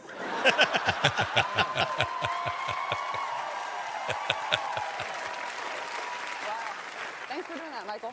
And Michael, since you're such a big fan, I brought you a souvenir. It's an apron signed by me.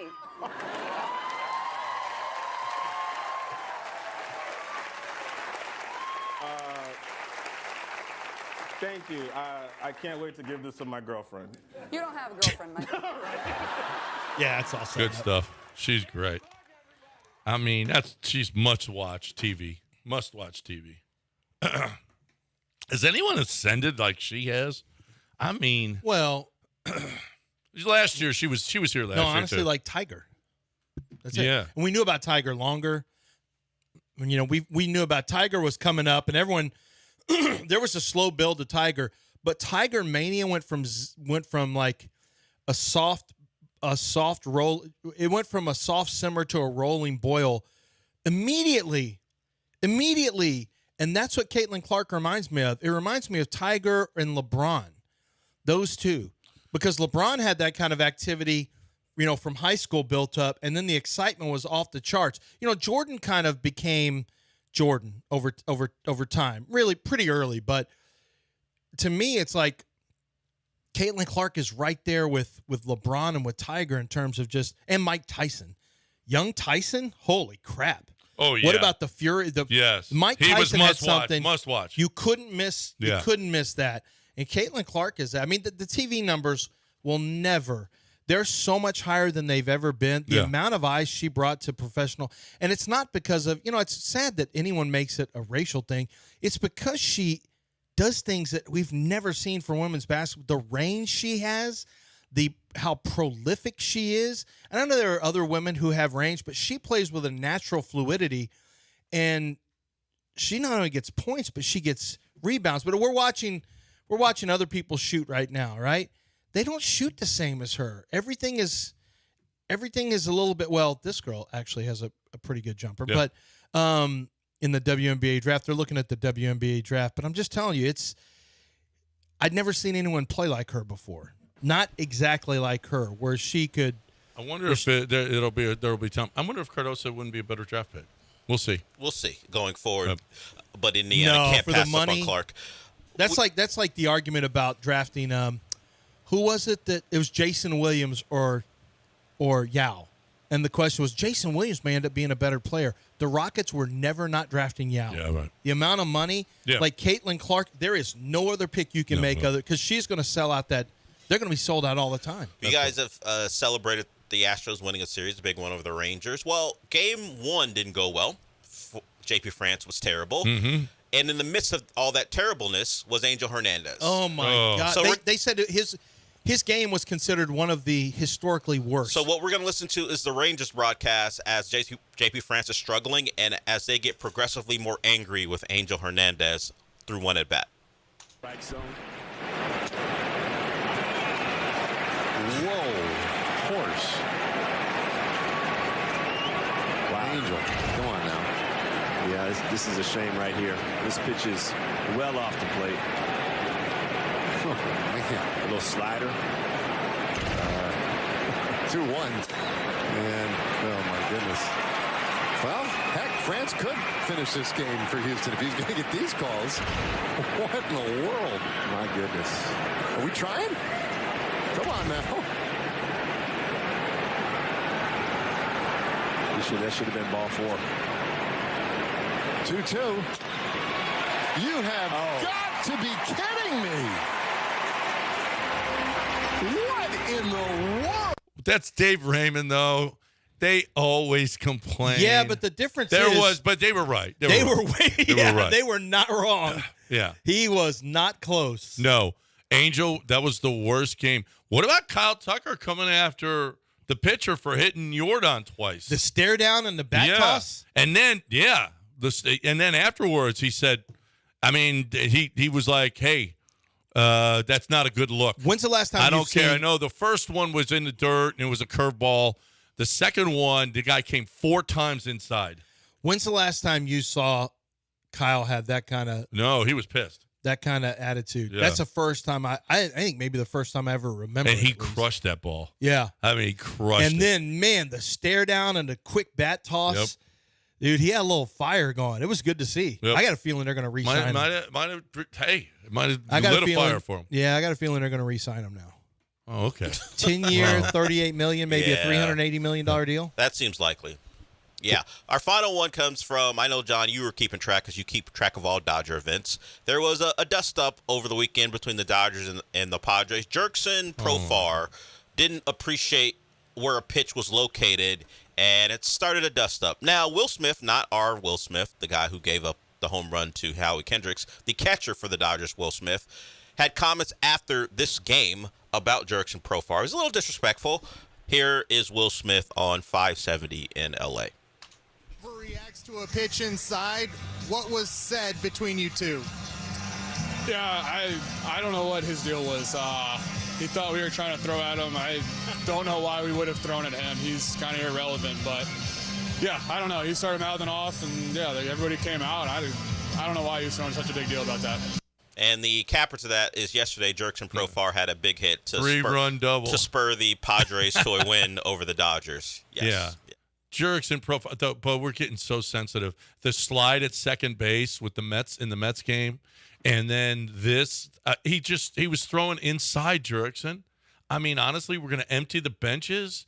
What the bleep? What's weird is that there's no rules on showboating home runs, which is fine. It's considered, but you can't have any, like,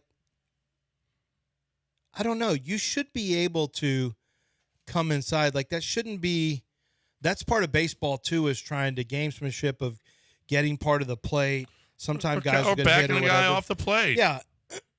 It's weird that you think it can only be one way for the hitter and not for the pitcher.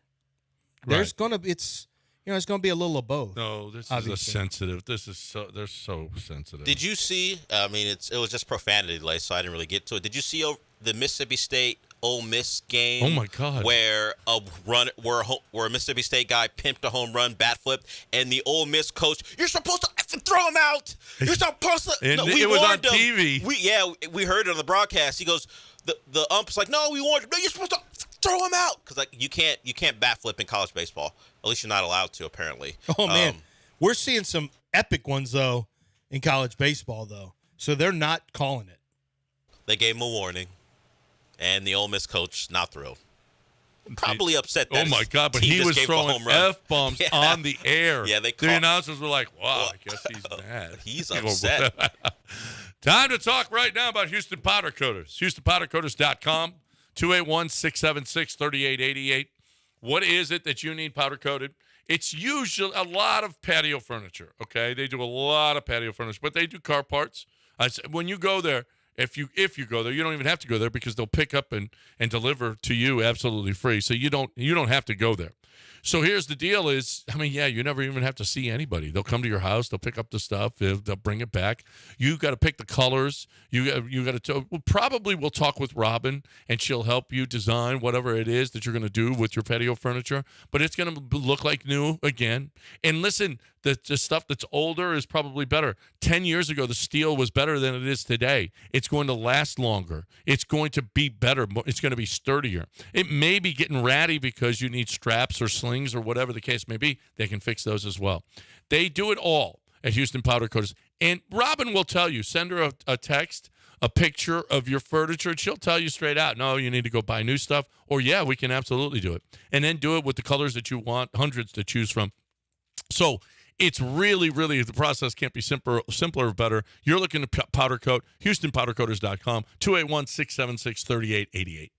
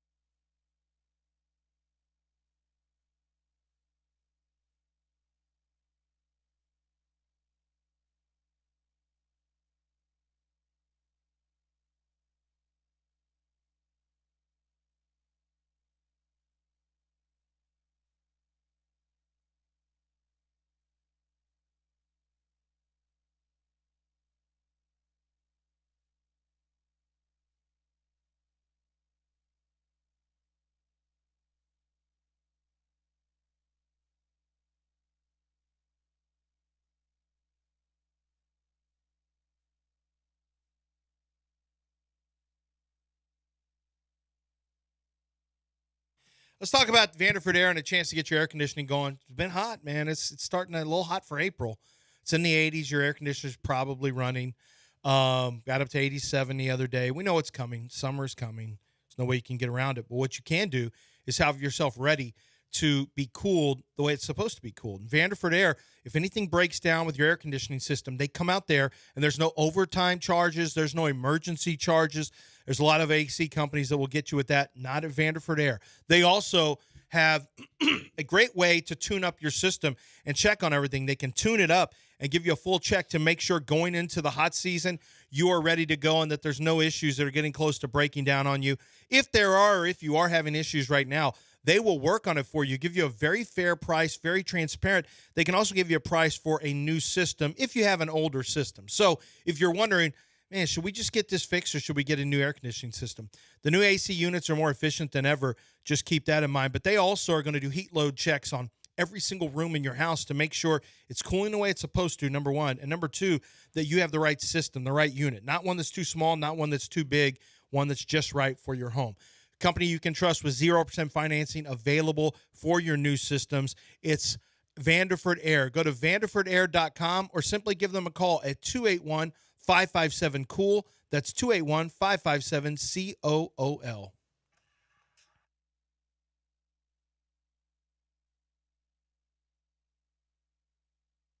You're back in the Veritex Community Bank Studios with John and Lance. On ESPN 97.5 and 92.5.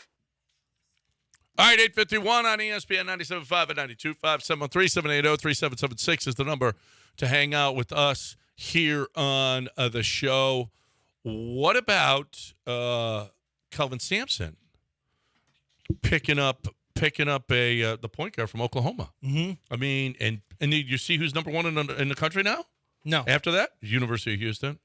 Number one in what? Number one preseason basket. Oh, they're ranking in U of H. They're already doing that? They're already doing that, yeah. Even before all the portal stuff's done? That portal stuff has got them there right now. Well, that's a big one for them, yeah. Yeah, it's got them there right now. Shed is done. They say, rumor is Shed, it would take like $500,000 for Shed to come back. Well, he already said he's going on the draft. Oh, did he make it official this weekend? Yep. Yeah, I think Houston probably had the thing where they're going to announce the guys that come back, have Shed go, and then make their official announcement of the guy who came in. Looking like he shot the ball well as a freshman. Last year, he fits right in with the Cougs. Milos Uzan. Milos or Milos? It's Milos. I don't know. I'm asking you. It's Milos. I don't know. I don't know. All I know is he's signing with the University of Houston, and it's got them back up there. And a lot of people are really excited about it. Really excited. I watched some of his everybody can make anything on YouTube. So there's a transfer portal channel on YouTube where they just cut up highlights of all the people who are in the transfer portal. And he's quick. He can finish around the rim better with the catch and shoot stuff. Actually, I'm trying to remember all the stuff I saw. But if the percentages are like, I see why they picked you. You're just like everyone else on this roster. At least last year. He was a better shooter as a freshman. I don't want to target bad shooters. Well, I don't like targeting bad shooters. Well, you don't have to replace a bad shooter with a bad shooter. In general. Well, you know what? They're looking for a certain kind of guy, and this is the kind of guy that. I hope that they look like, this is our kind of guy. How does he shoot? How much better is Sharp going to be next year?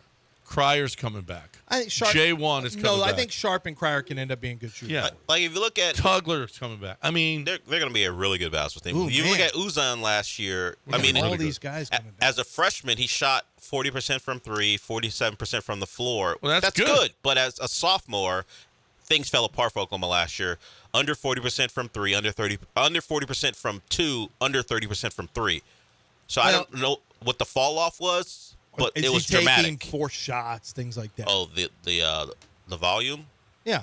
Is the volume an issue? And you know what? It doesn't have to be here. It wouldn't be here. He's not going to need to do all that here. Because you got Sharp. Well, if Kelvin's looking at him, you he can can get defend. it down low. I mean, we're a better team. If Kelvin's looking at him, he can defend.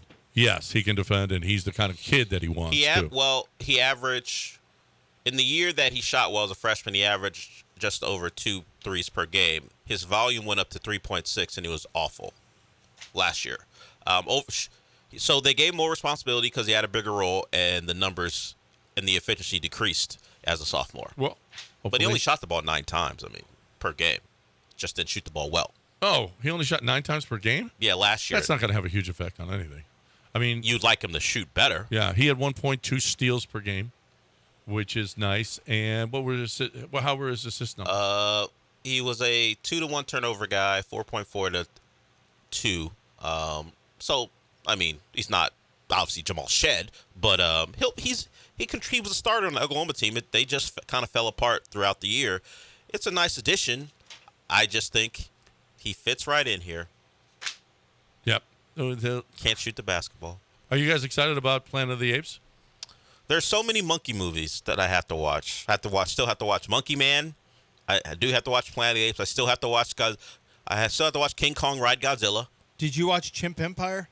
No, I have not watched that. But that's a documentary but it's supposed to be really, really good. I know AJ raved about it, and critics loved it. Chimp Empire is supposed to be really, really good, but you don't have to watch King Kong Godzilla. You don't have to watch Monkey Man. I do. Monkey Man's got good reviews. Dev Patel's in that movie. He just Why puts on about that guy? Because it's a fighting movie. It's a fighting. It's an action movie. Yeah. He's not an actual monkey. Does anyone shoot lasers or anything like one of your laser shows? No. Okay. He puts on a monkey mask because it's a traditional Can anyone thing. fly and?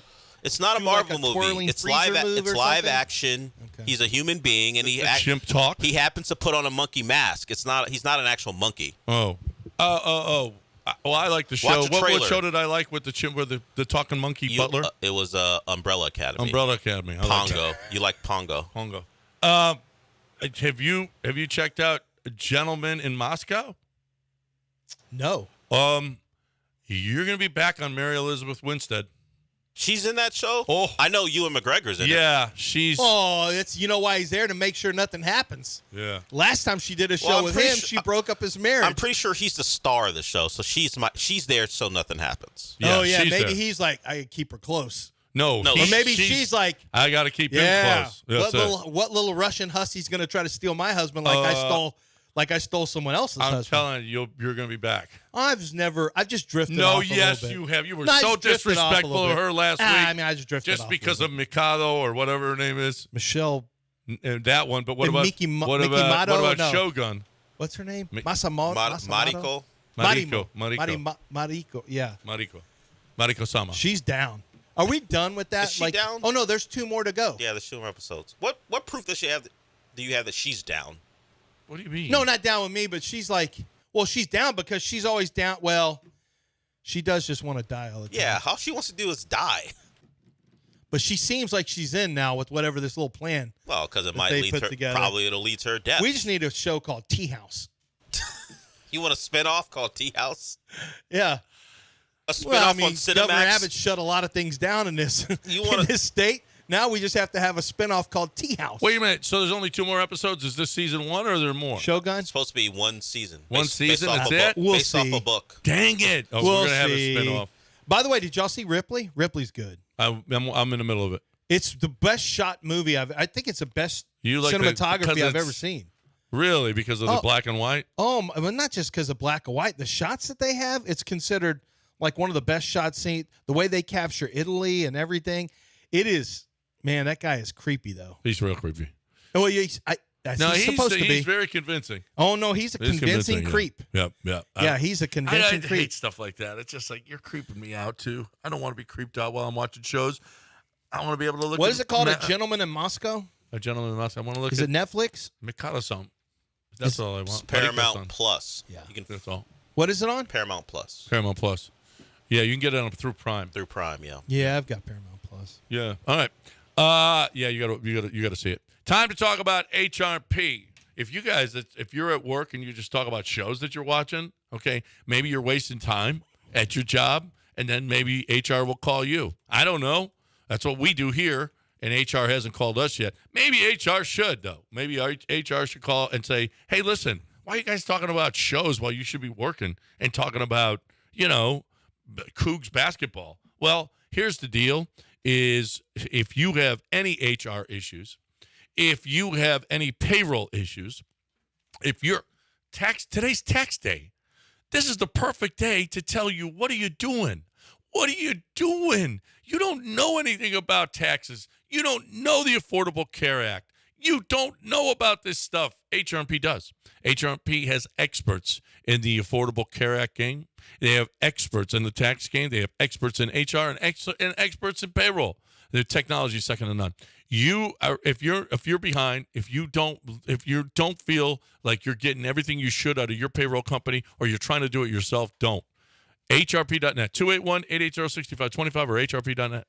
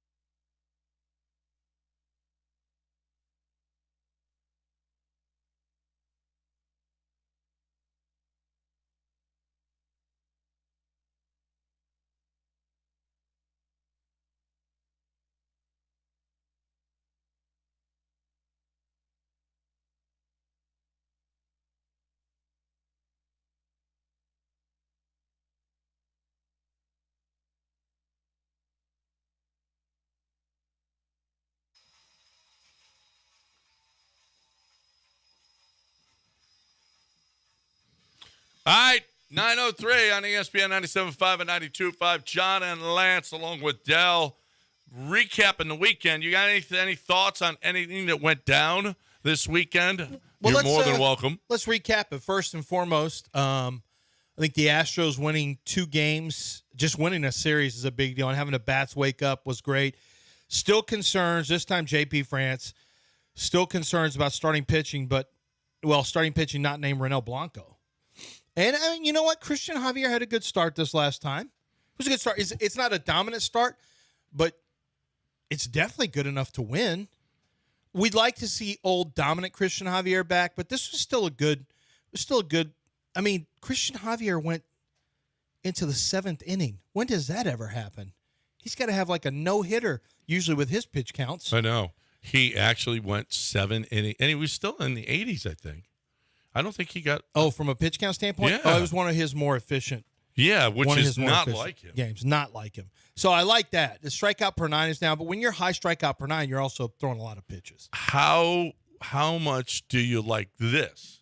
This is something that's kind of interesting. So the Braves are here, and tonight you get Arrighetti. Mm-hmm. Tomorrow, Hunter Brown, and then JP France. You are 6-11 on the season. 9-11 would be acceptable, right? We said with 10-10, we would take it right now. That's what you said, sure. Yeah, 10-10 before the season started. I said I'll take it right now. And now you got no chance to be 10-10. You got to sweep them to be 9-11. I'll take 8 wins. I'll take 8. You think you're getting 2 wins out of this? I think we're getting 2 wins out of this. Arrighetti, Cosplay, Verlander, and JP France. You think those 3 are getting you 2 out of 3 against the Braves? Well, don't forget they don't have.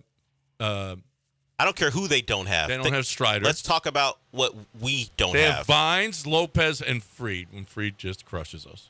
Max Fried, we do not want any. So Hunter Brown, Arrighetti. You want to combine the ERA for those last 3 starts between those 3?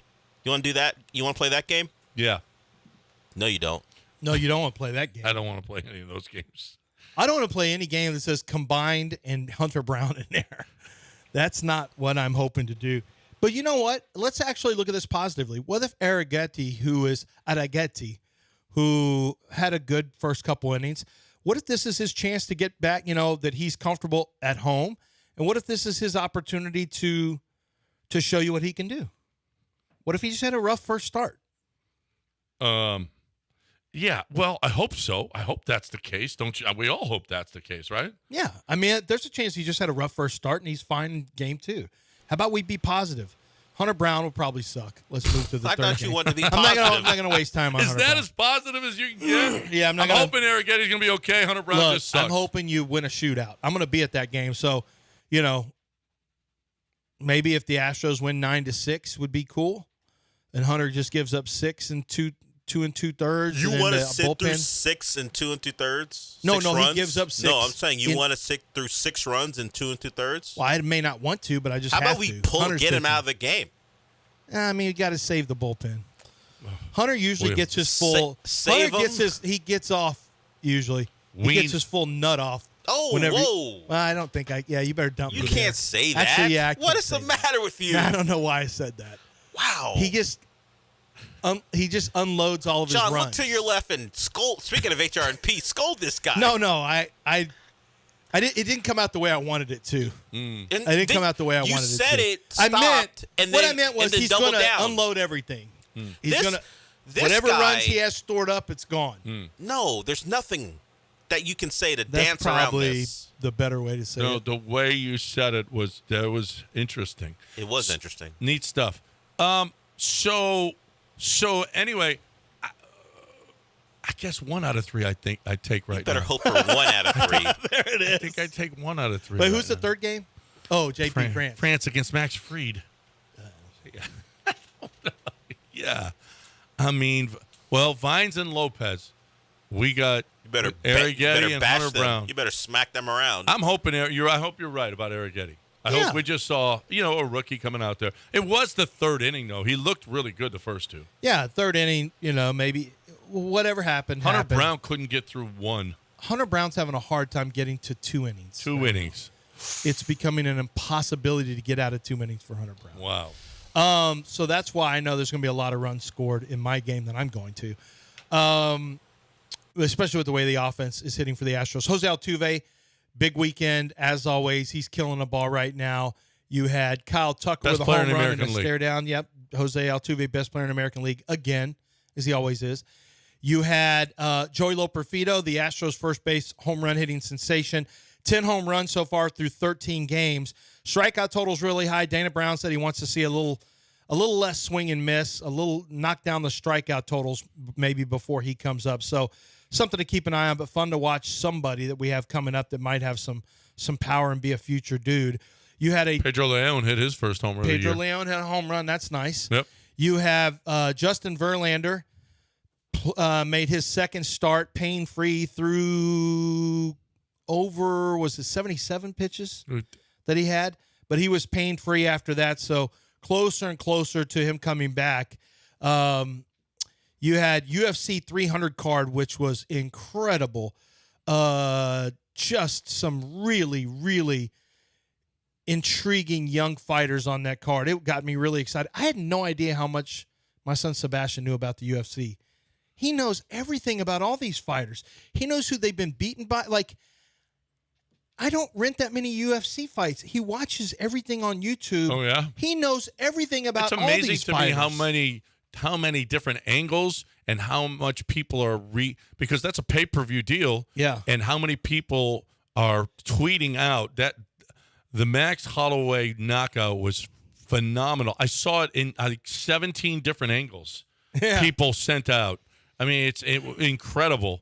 UFC is up there with really anything you can imagine in terms of the sports science, in terms of their angles, their watchability, how they play to the crowd, the promotion. Like, I cannot say enough about what Dana White has done to I don't know if he's listening to different people, but from the very outset, I remember having an argument with Matt Jackson. You were out, and we were at 610, and he was subbing in for you. And look, I grew up a huge boxing fan, and Matt was a big boxing fan. And I just argued that it was like 2003, I think, that UFC was going to one day be bigger than boxing. And he just couldn't. He just thought that was the most outlandish thing you could possibly say. Now, I never envisioned it getting to this degree, but I just thought, man, full contact fighting this is going to be, people like seeing this stuff. Well, what they've done with it is just next level. You look at the celebrities who are at these fights now, it's incredible. But the card was great. And Mick Maynard, who is one of the matchmakers who started right here in Houston, had a show with our guys Show Enough Stuff and Raheel. They all did a show together, an MMA fight. But Mick was the promoter for Legacy, and Dana White just happened to, it's like, man, that guy's doing a great job bringing fighters up, and he's now the matchmaker. He has been for a few years now for the UFC. You love Mick. He's Australian. Yeah? Oh, yeah. I bet he says a certain word a lot. No, I don't know, but Mick is a good dude. He also is a jiu-jitsu fighter, too. Nice. So, yeah, but I think he had the light blue jacket on. But he makes these fights. He's the matchmaker, so he makes these fights. Man, did you see Kayla Harrison? I didn't. Okay, so let me just show you. This is what Nick Bosa's sister would look like if they had a sister. What? Yeah, let me show you. She was an Olympic gold medalist in judo, and she was fighting Holly Holm. And this is what she looks like. Oh, yeah. She looks like, wow. She looks like a Bosa. She looks like all bowed up. She is all bowed up. Doesn't have an ounce of, holy crap. Yeah, she got Holly Holm on the ground. Why are you fighting her? She got her on the ground. That can't be the same weight class. Bludgeon. They're in the same weight class. Wow. She cut down to 134. She looked like she was going to die. Shoosh. Right here, she's probably 160. Wow. Is my guess. Yeah. She those was arms, 134. Those arms are bigger than Joey Bosa's. These are Bosa brother arms. She's a Bosa sister. Yeah. Rockets finished 41-41. That was the goal after they didn't make the playoffs. That's steep. You know what? I saw a stat where this is like the best non-play-in team ever. Here, last time I'm going to show you this. Good luck beating that on the right. Oh, my God. No chance. She would beat the brakes off Dell. Yeah. Oh, no, she crushed Dell. Oh, she wouldn't beat you up? Yeah, no. We're not fighting. I'm not fighting her either. If we got her to fight you, though. That would be What if fun. I got her to fight you? No, but if I got a hold of her and said, "Listen, bum rush Dell," Do you think and it stop after 45 Do you think seconds. you could make it healthy through training? Could you No. even make it to the ring? No, I'd have something pop up. All right, so I'd make sure of it. Rockets I bet. win 41-41. That is a tremendous improvement.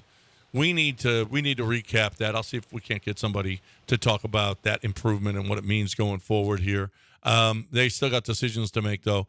Are they going to bring in some more veteran help to put them over the top? What are they going to do about Jalen?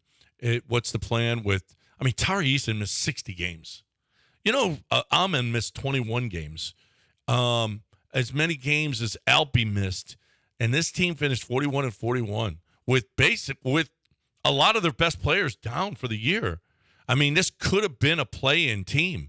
This absolutely could have been a play-in team. The numbers suggest, if you net rating wise, the Rockets underperformed by like 5 wins. The net rating, I saw someone tweeted out that they should have been a 46-win team.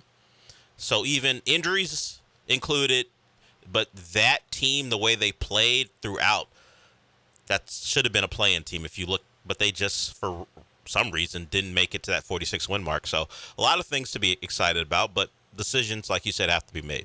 Yep, absolutely. All right, any thoughts on any of that? You're more than welcome to get in here. 713-780-3776, the number. I'm talking about Chastang Ford right now. I'm talking about your vehicle. If you need one, this is the time. People, I still think they got 2023s on the lot that they have to get rid of.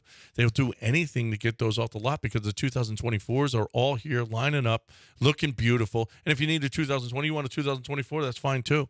You're going to get the best interest rate that you can from Chastang Ford. They're going to work the deal for you. They're going to get all the rebates. They're going to make sure that they never, ever, ever mark up. I mean, that is just, they never add on. They never mark up. They just don't. It's just not their philosophy. And that starts at the top with the Chastangs themselves. It's been a dealership in this city forever. It's the number one commercial dealer in the city for Ford in the city of Houston. It's fabulous. It's the place to go to get whatever car you want on. If you're somebody in the market for an F-150, just fantastic. The Bronco Sport, they got great deals on them right now. They got great deals on everything in that showroom, or if you're looking for a pre-owned vehicle too, they've got that as well. And if it's gold certified, you're getting the best interest rate you can possibly get. Look, you're looking for the best way to get into that Ford car or truck or whatever vehicle that they have on that lot. Go to ChastangFord.com. It's on 610 at Homestead, not Hempstead. It's just 5 minutes from downtown Chastang Ford.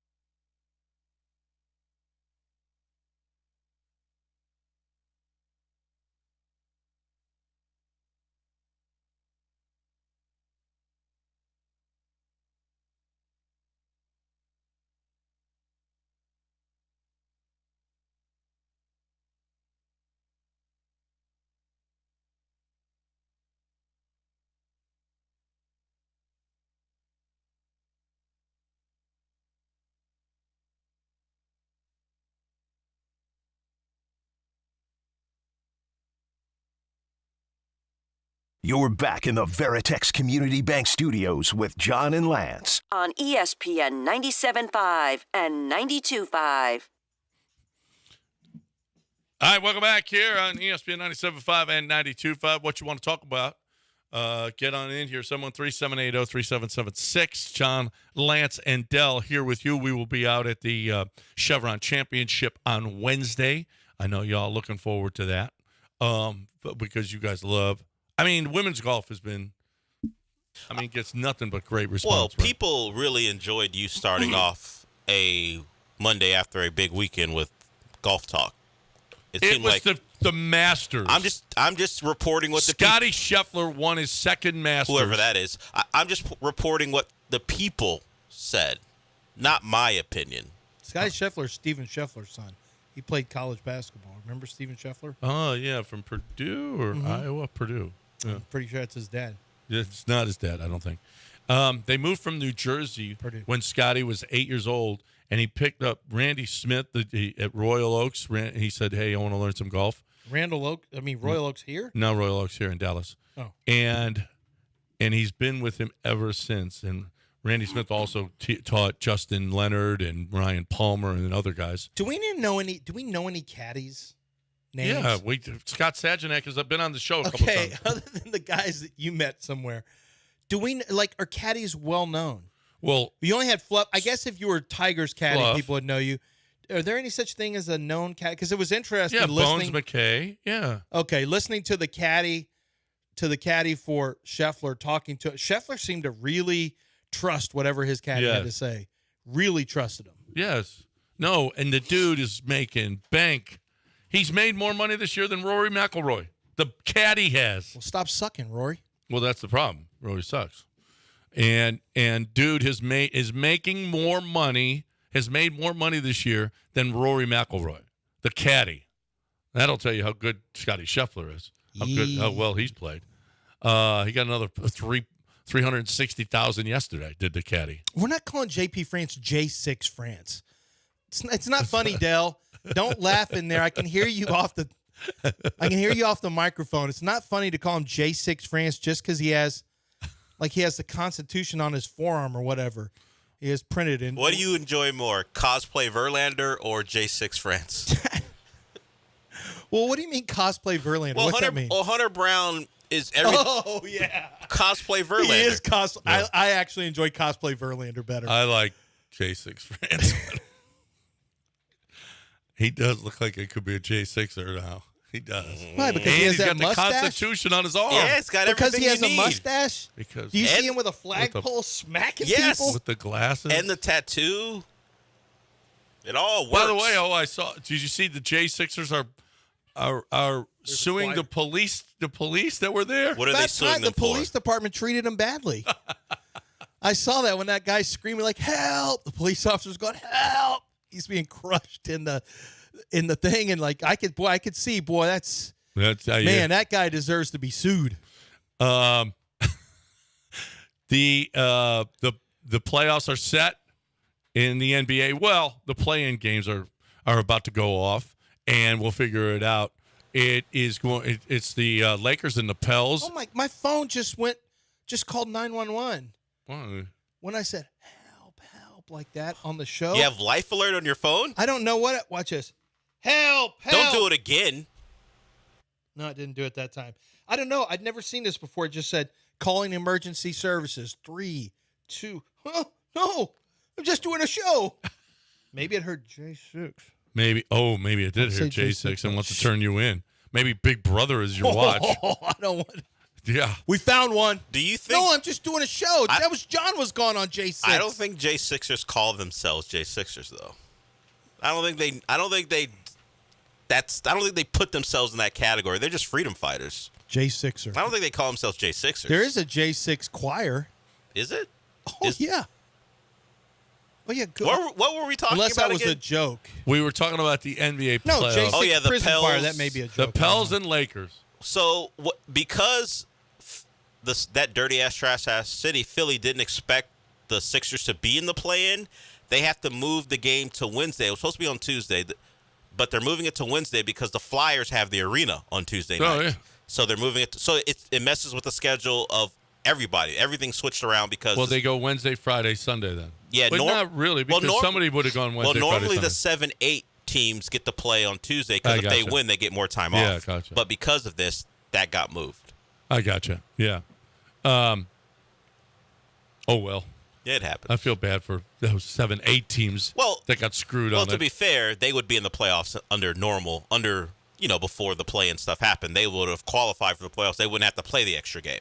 Right. So that's why they try to give them an advantage of an extra day. But instead, the Sixers Heat get to play on Wednesday, and if whoever loses plays on a Friday, then we'll have to play on Sunday, I think, the next. I'm going to play a little game with you guys, and we're going to go through every player, and I want you to just give a quick analysis of arrow up, arrow down, arrow. You can say whatever you want on this player. Ready? Here we go. Let's start off with Aaron Holiday.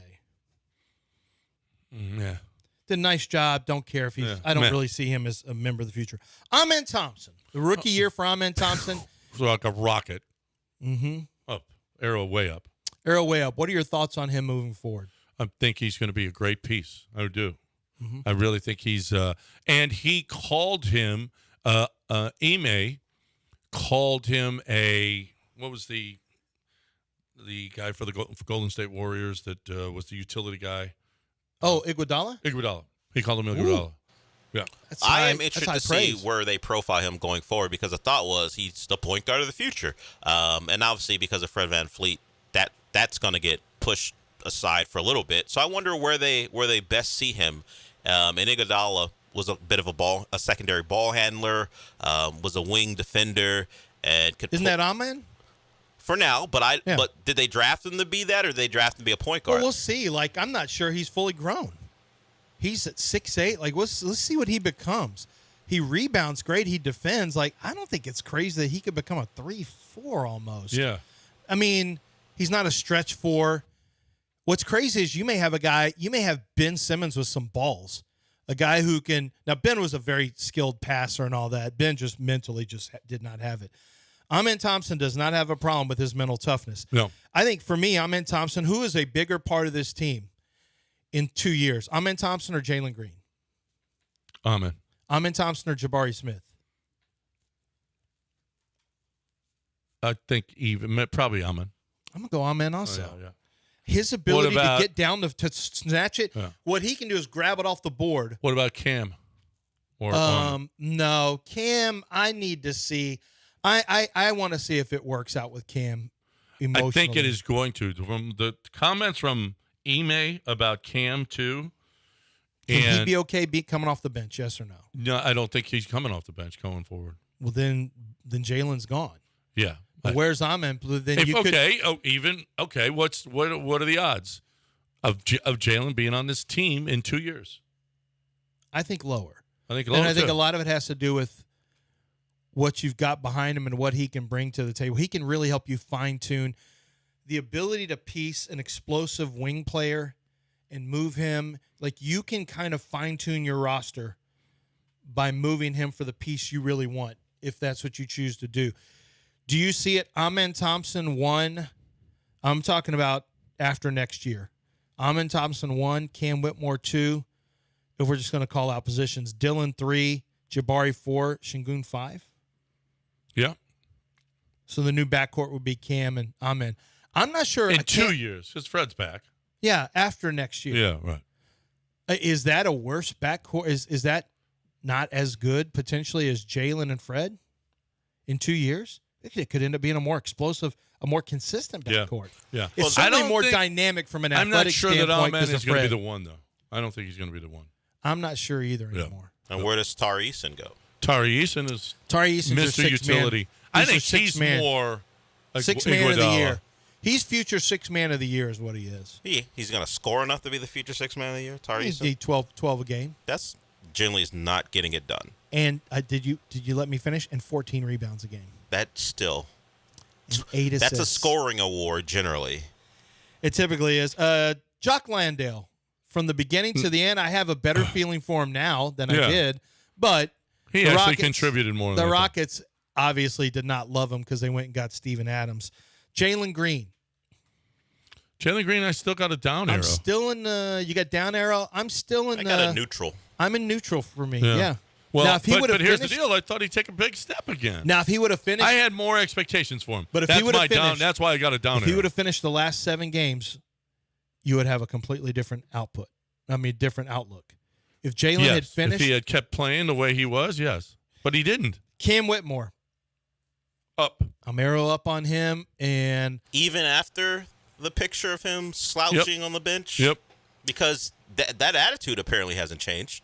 No, but it's okay. I guess. I don't worry about the I worry about the attitude. I don't worry about the basketball. His basketball is pretty special. Yeah. Fred VanVleet. Up arrow. Dell? Hey, same guy he's always been. I mean, the Rockets don't know anything about stability, so it's great that he was here, but that's Fred VanVleet. That's who he is. What do the numbers tell you that are different? He did hit some big numbers towards the end of the year scoring-wise. I like Fred. Fred's one of those guys that can pop up. I think what he brings in intangibles is invaluable, and then his ability to have a big game when you need it is nice. And he gets a lot of steals. For being a guy who's not an overly athletic guy, he is really efficient with his movement. Yeah, when you compare him to what the Rockets have been dealing with, obviously the arrow's up comparatively, but as far as the player, what I expected, that's about what I expected. I'm not surprised by what Fred did. Jayshawn Tate. I just don't see a place for him anymore. I know Ime likes the personality, but let's be real. Once Tari comes back, I just don't see a room for Jayshawn Tate. Alpi. Sky high. Yeah. Alperen Sengun is on Dylan the cusp Brooks. of becoming an absolute star. Dylan Brooks, I'm going to say arrow up because he was not a personality conflict this year with the team that we know of. He appears to be a positive influence on younger players. The team looks tougher. Now, when we do this next year, I might have a different opinion. And I think having 3 years instead of 4 could end up being a much smarter move. But I was happy with what I got from him. I was happy with what Dylan did for me personally as a Rockets fan. Mm-hmm.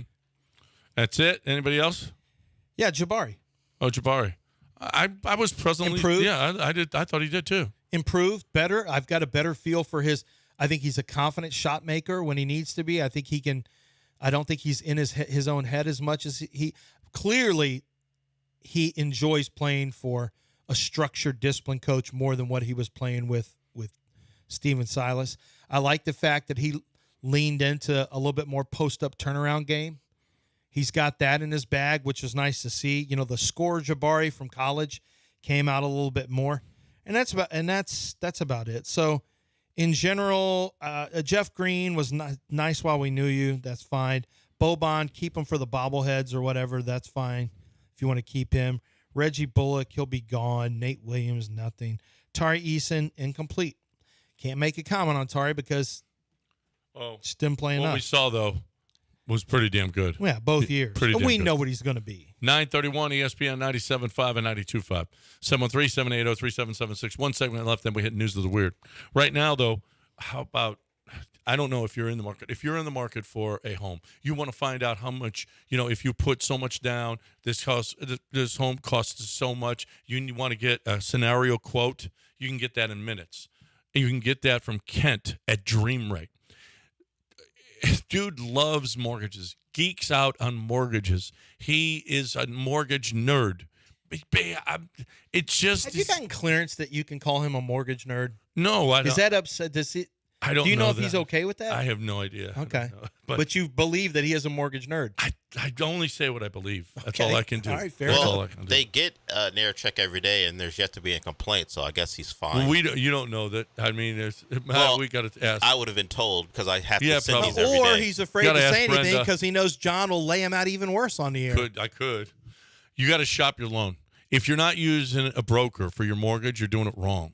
He's got all the different loans, the Freddie Mays, the Freddie Macs, the Fannie Mays, the Freddie Macs, the FHA, VA, LTV, PRQ, STU, VW, XY, whatever. He's got them all. It's excellent. Excellent. Well, he is a guy that you can depend on. He is going to pair you with the best wholesalers in the nation. He is a local small business. He's personalized service, no internet service. Trust me, he is going to tell you about exactly what he's doing and how well he's doing it. 713-520-5626, 713-520-LOAN, or 975loans.com.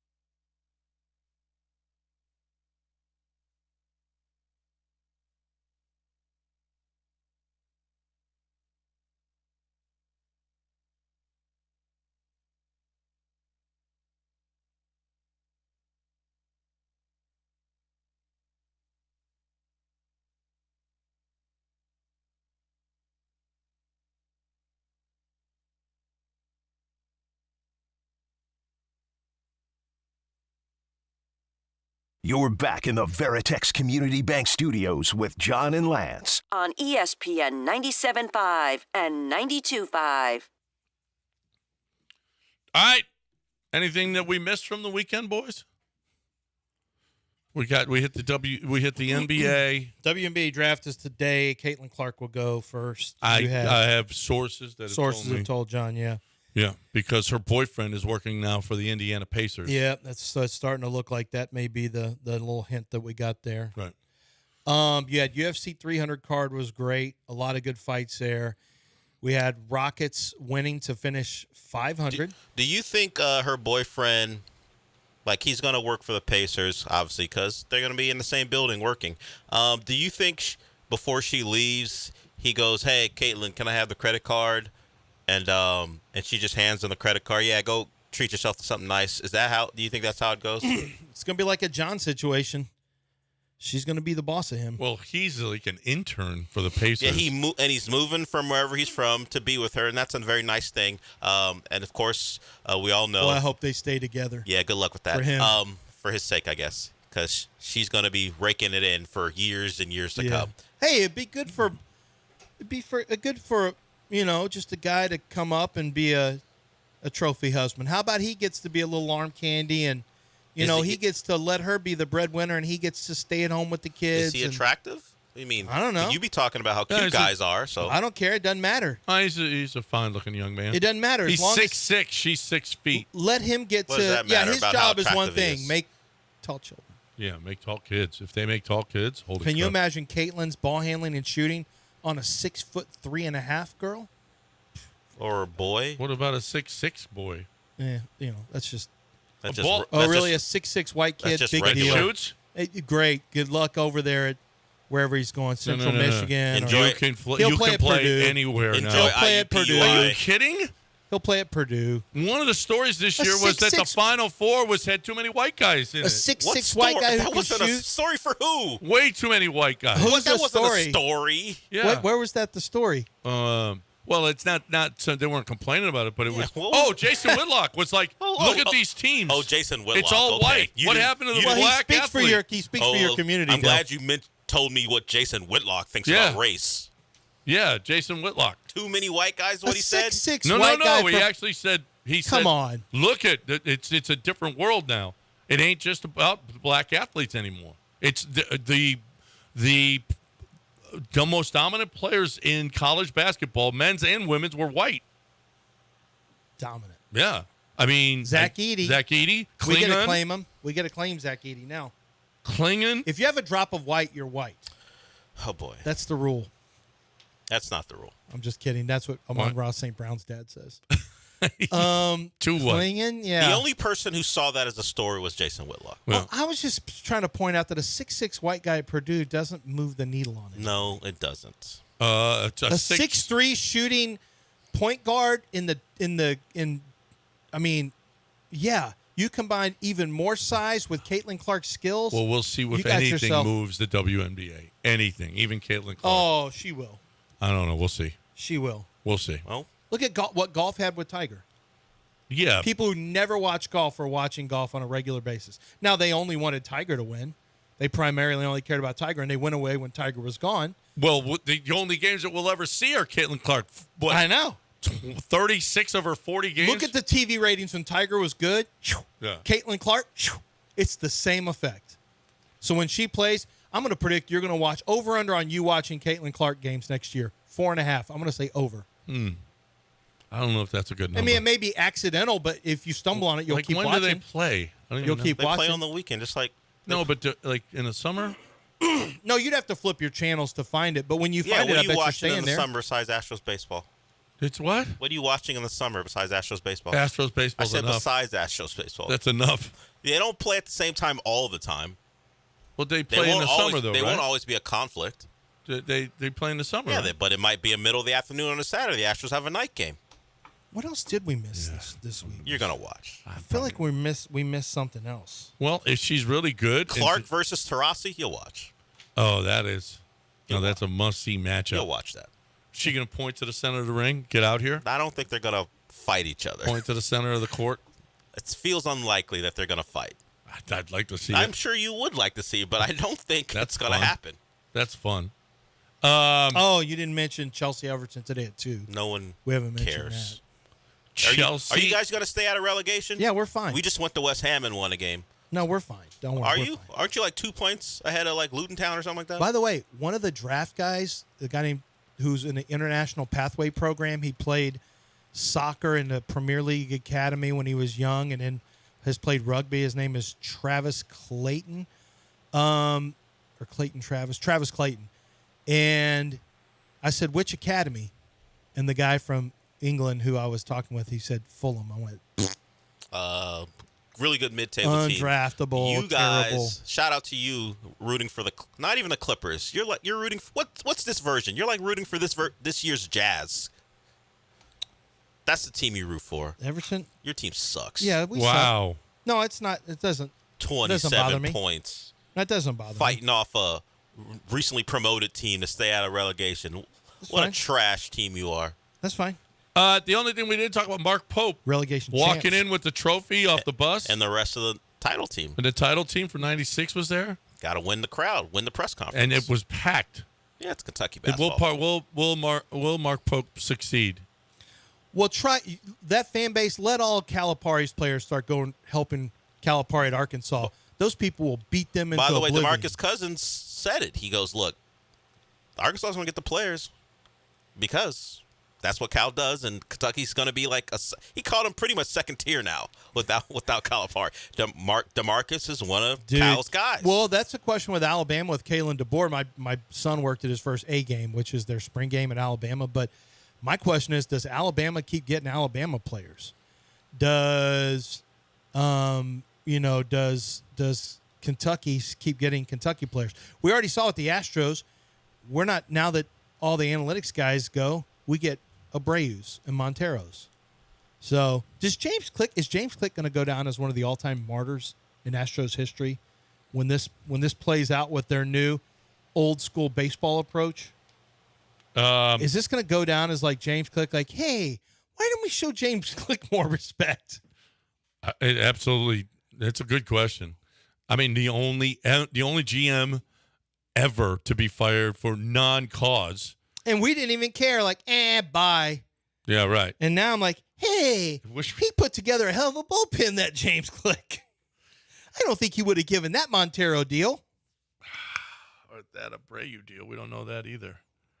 That Abreu deal. Doesn't feel like an analytics move, I can It tell you that feels like much. the worst move anybody's made the last few years, Abreu. But take heart. Biggio's there to temper Bagwell's worst instincts, so you should feel good. Feel good about that. Time to talk right now about Free Reign Coffee. Hey, dream, coffee, work, repeat. Dream, coffee, Free Reign Coffee, work, repeat. Free Reign is awesome. I love me some Free Reign coffee. I've never been a huge coffee fan, but I am a huge coffee fan of Free Reign Coffee because it's the best coffee I've ever had. San Angelo, they've been fueling folks to get up and get after it for 25 years. Rip, okay, for Kohlhauser is a huge part of this thing, has been for years. And they love people who serve the country, community, veterans, military, first responders, nurses, teachers. It's real. They really, really do love that. And they really, really, and ask for, when you go to 975coffee.com, ask for an additional percentage off of your ESPN 20% off for ESPN with promo code ESPN 20 for ESPN 20 97.5 listeners. 975coffee.com. Put in promo code ESPN 20 for that 20% off, and see if you can't even get a little bit more if you're a nurse or a teacher or a first responder or military. I just love it. You'll love it too. It is the best coffee that I think I've ever had. Free Reign Coffee. Free Reign Coffee at 975coffee.com. Put in promo code ESPN 20.